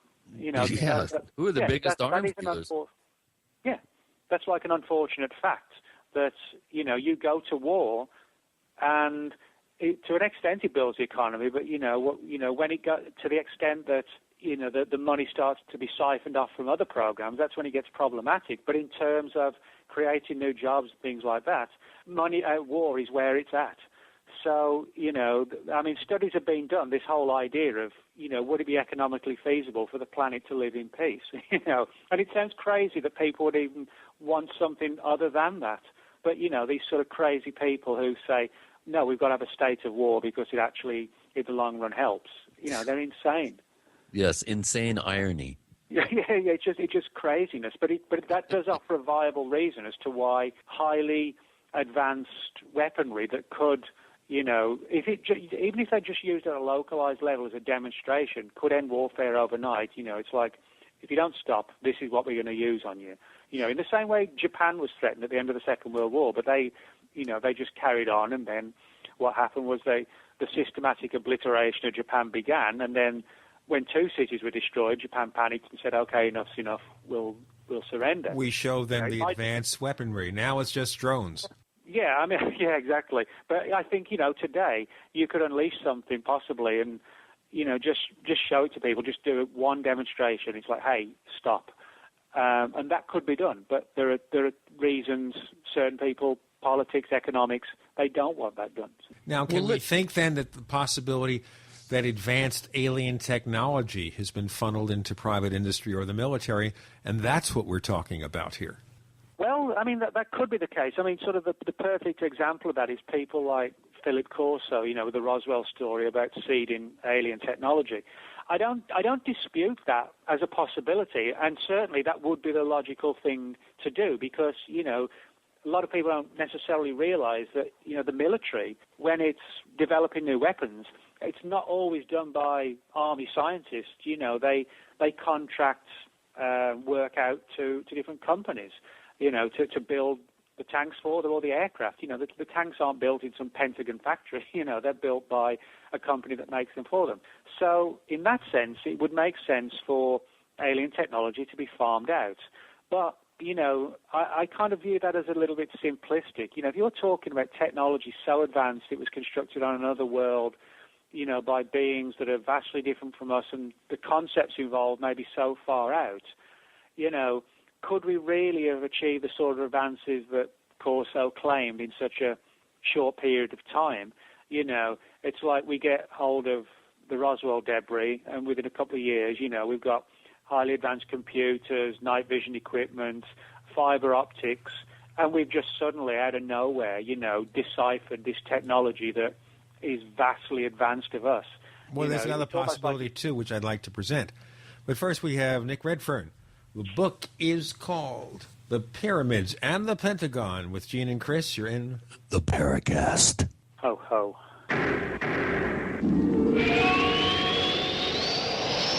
Are you tired of searching for great talk radio? Something more important. Search no more. We are the GCN Radio Network. If you want to get your website online and you need reliable service, first-class service at the lowest possible price, there's only one place to go. Well, DreamHost has a special promotion with our show where they'll offer you unlimited disk space, unlimited bandwidth, one-click web apps such as WordPress, 24/7 support. You can save over $55. You want to know how? Go to dreamhost.com/radio, dreamhost.com/radio. Whether it's personal mail, whether it's business email, you want reliable, dependable delivery, freedom from spam, freedom from viruses. Well, Polaris Mail offers professional email hosting services for your personal or small business use. Each account uses 25 gigabytes of storage, an easy-to-use webmail interface, and full mobile sync. Sign up today for a 30-day free trial at polarismail.com, polarismail.com. Love gardening but don't love seeing your hard work destroyed by wildlife? Then use the #1 most effective deer and rabbit repellent you can buy, Plant Skid. Plant Skid repellent protects gardens, trees, and landscaping by emitting an odor that browsing animals associate with predators. So animals avoid plants before they nibble, not after. Plant Skid is made in the U.S. from non-toxic, 100% organic, environment, and pet-friendly ingredients. Other repellents wash off in the rain. Not Plant Skid. It's guaranteed to outlast all other repellents. Plant Skid was the first animal repellent to be OMRI listed organic and now comes in liquid spray, powder concentrate, or easy-to-use granular. Just sprinkle around your garden. For proven protection from deer, rabbits, squirrels, and other small rodents, use Plant Skid. Member tested and recommended by the National Home Gardening Club. Find a dealer near you at plantskid.com. That's PlantSkydd.com. Ask about our new vole repellent when you call 800-252-6051. That's 800-252-6051. Plant Skid, proven plant protection, guaranteed, or your money back. All whey protein powders are not created equal. Fresh liquid whey has been used for hundreds of years to restore health to the sick and youth to the aging. Why is it that no one reports these benefits from today's whey protein powders? It is because they are all processed with heat or chemicals which damages them, making them a burden for your body and making it more likely to cause allergies. One World Whey's True Cool process retains all the powerful properties of fresh raw whey in a concentrated powder. One World Whey is speeding up the body's ability to get healthy, and it is replacing the need for many other supplements. To learn how One World Whey may help you with fat loss, the elimination of inflammation and pain, detoxification of heavy metals, intestinal health, brain function, and increases in strength, energy, and muscle size, call 888-988-3325. Mention coupon code KNOCKOUT and you'll receive a free tube of Knockout Pain Cream with your order, which eliminates soft tissue pain in 10 minutes for 90% of users. Call 888-988-3325 or visit oneworldway.com. That's oneworld, WHEY.com. Emergency Essentials has Mountain House deals in June. Going on now. Emergency Essentials, the 24-year leader in emergency preparedness supplies, does it again with up to 25% off Mountain House foods. Don't miss these savings. All Mountain House number 10 cans are 20 to 25% off during the month of June only at BePrepared.com. Mountain House foods have superior taste and a scientifically proven 25-year shelf life because they start with fresh or frozen foods, then cook, prepare, and finally freeze dry them. All the goodness, flavor, and taste are locked in as if handmade from scratch. Mountain House, the same great meals enjoyed by campers and outdoorsmen the world over. Hurry, now through June 30th. Call 800-999-1863 to experience exceptional customer service and the BePrepared.com low price guarantee. That's 800-999-1863. The choice is clear. Be unprepared or BePrepared.com.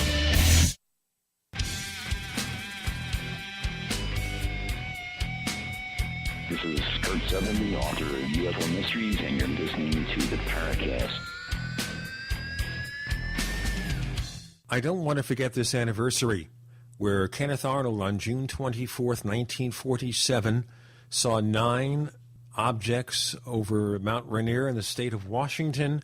65 years later, we still don't know much more about what UFOs are. We have Nick Redfern. The book is The Pyramids and the Pentagon from New Page Books. And we got into a little foray here into advanced technology. Part of it, of course, is that if we did recover a craft at Roswell or even at Aztec, New Mexico, how would we define or discern the advanced technology? It's like taking the world of Edgar Rice Burroughs in 1912 and handing Ed my iPhone, say, figure it out, man. And would it be that way? Or would some of the more obvious elements of their technology jumpstart stuff we've already been working on? Well, we're already working on some things, and maybe a few of these tidbits will help us, but the rest we haven't figured out in the next 70 years. No, I don't dispute that as a possibility, and it would be logical. The only thing I kind of question in this scenario is the speed with which we reportedly did it.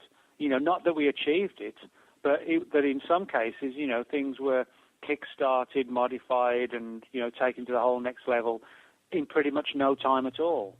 We don't know the real history. We don't know if they manipulated the history. Who knows what's going to happen? Well, no, we don't know. You know, that's one of the problems. We got so many questions. I disagree. The Bell Labs story and the transistor and development of some of those early technologies is lasers, for instance, it's pretty famous in science. I mean, we're talking many patents, hundreds of patents, and there's a ton of documentation that's a paper trail for all these inventions and developments. So, yeah, I personally find it very difficult to believe that the Corso scenario, is real at face value. There's too much of a paper trail. No, you're right. I mean, that's one of the big criticisms I have about the Corso story. Isn't the scenario that he portrays, but it is the fact that you're quite right that a lot of the technology he's talking about, in various forms, already existed. For me at least, that's an important fact. And yes, it could have helped some of our programs if they were already in place. But isn't it kind of a little bit beyond coincidence that supposedly, you know, we were already developing transistors, already developing computers, already developing lasers, and suddenly all of these different things we're inventing, a slightly more advanced version of them falls into our lap. You know, that to me kind of is too much of a perfect picture. Or the whole book was just an attempt at disinformation. Let's move to one more topic before we split, and that is crop circles. Okay, so crop circles, what would the Pentagon know or care about crop circles?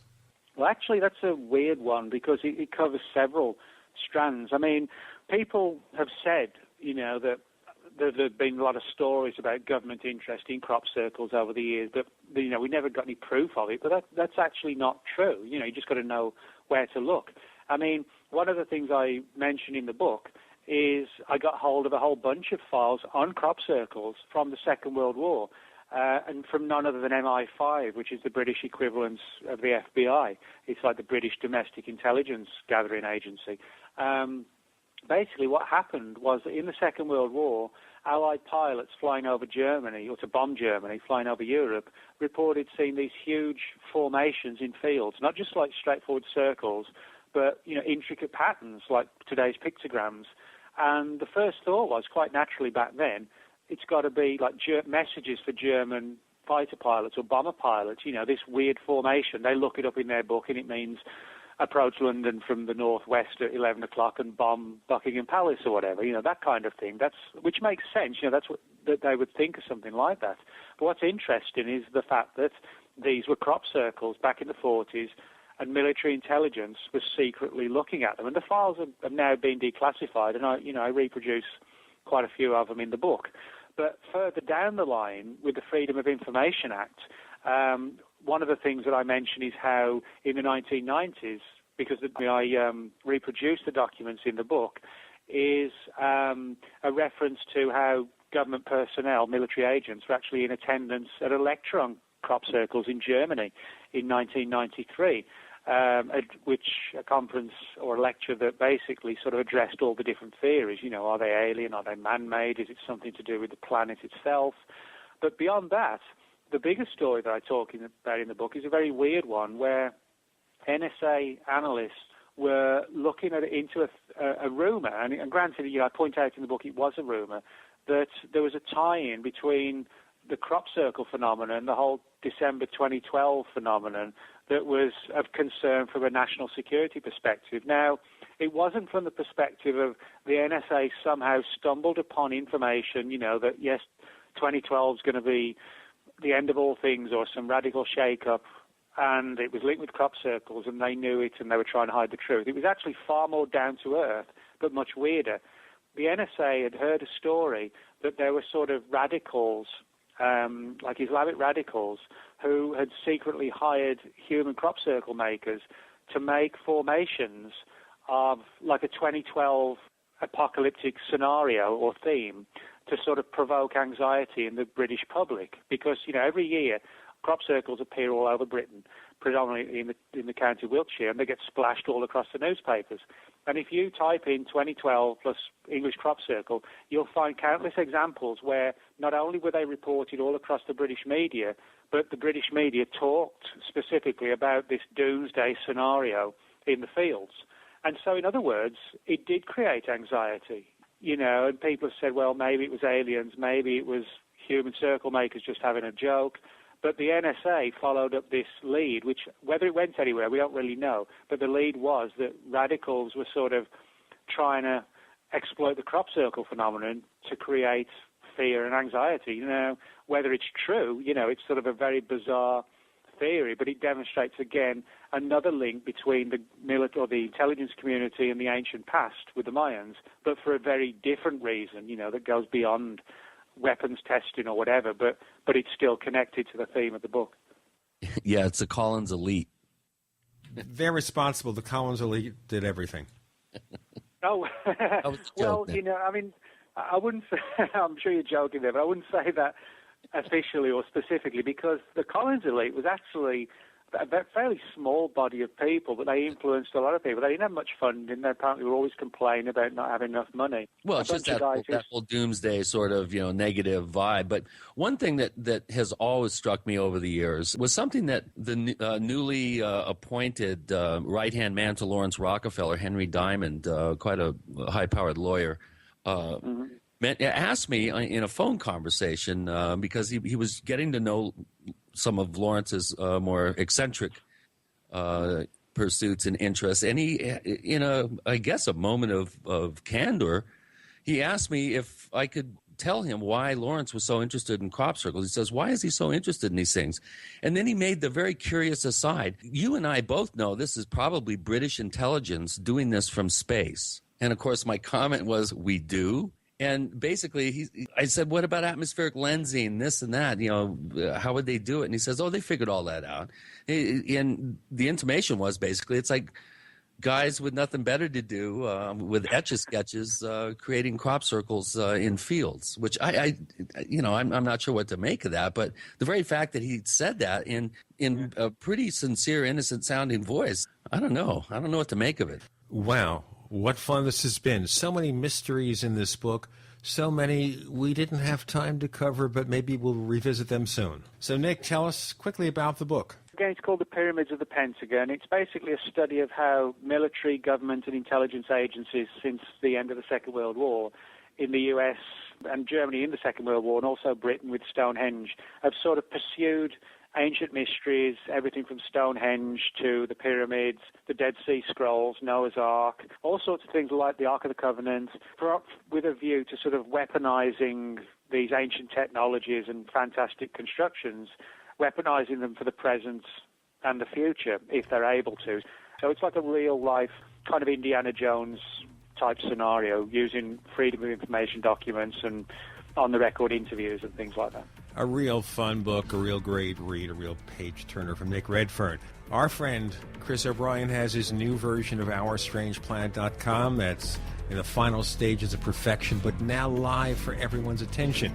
We're live at the Paracast on Twitter, and next week we'll be talking to James Fox, who's one of the participants of a TV show called Chasing UFOs from the National Geographic Channel. Nick Redfern, thank you for joining us this week on the Paracast. All right, thanks, guys.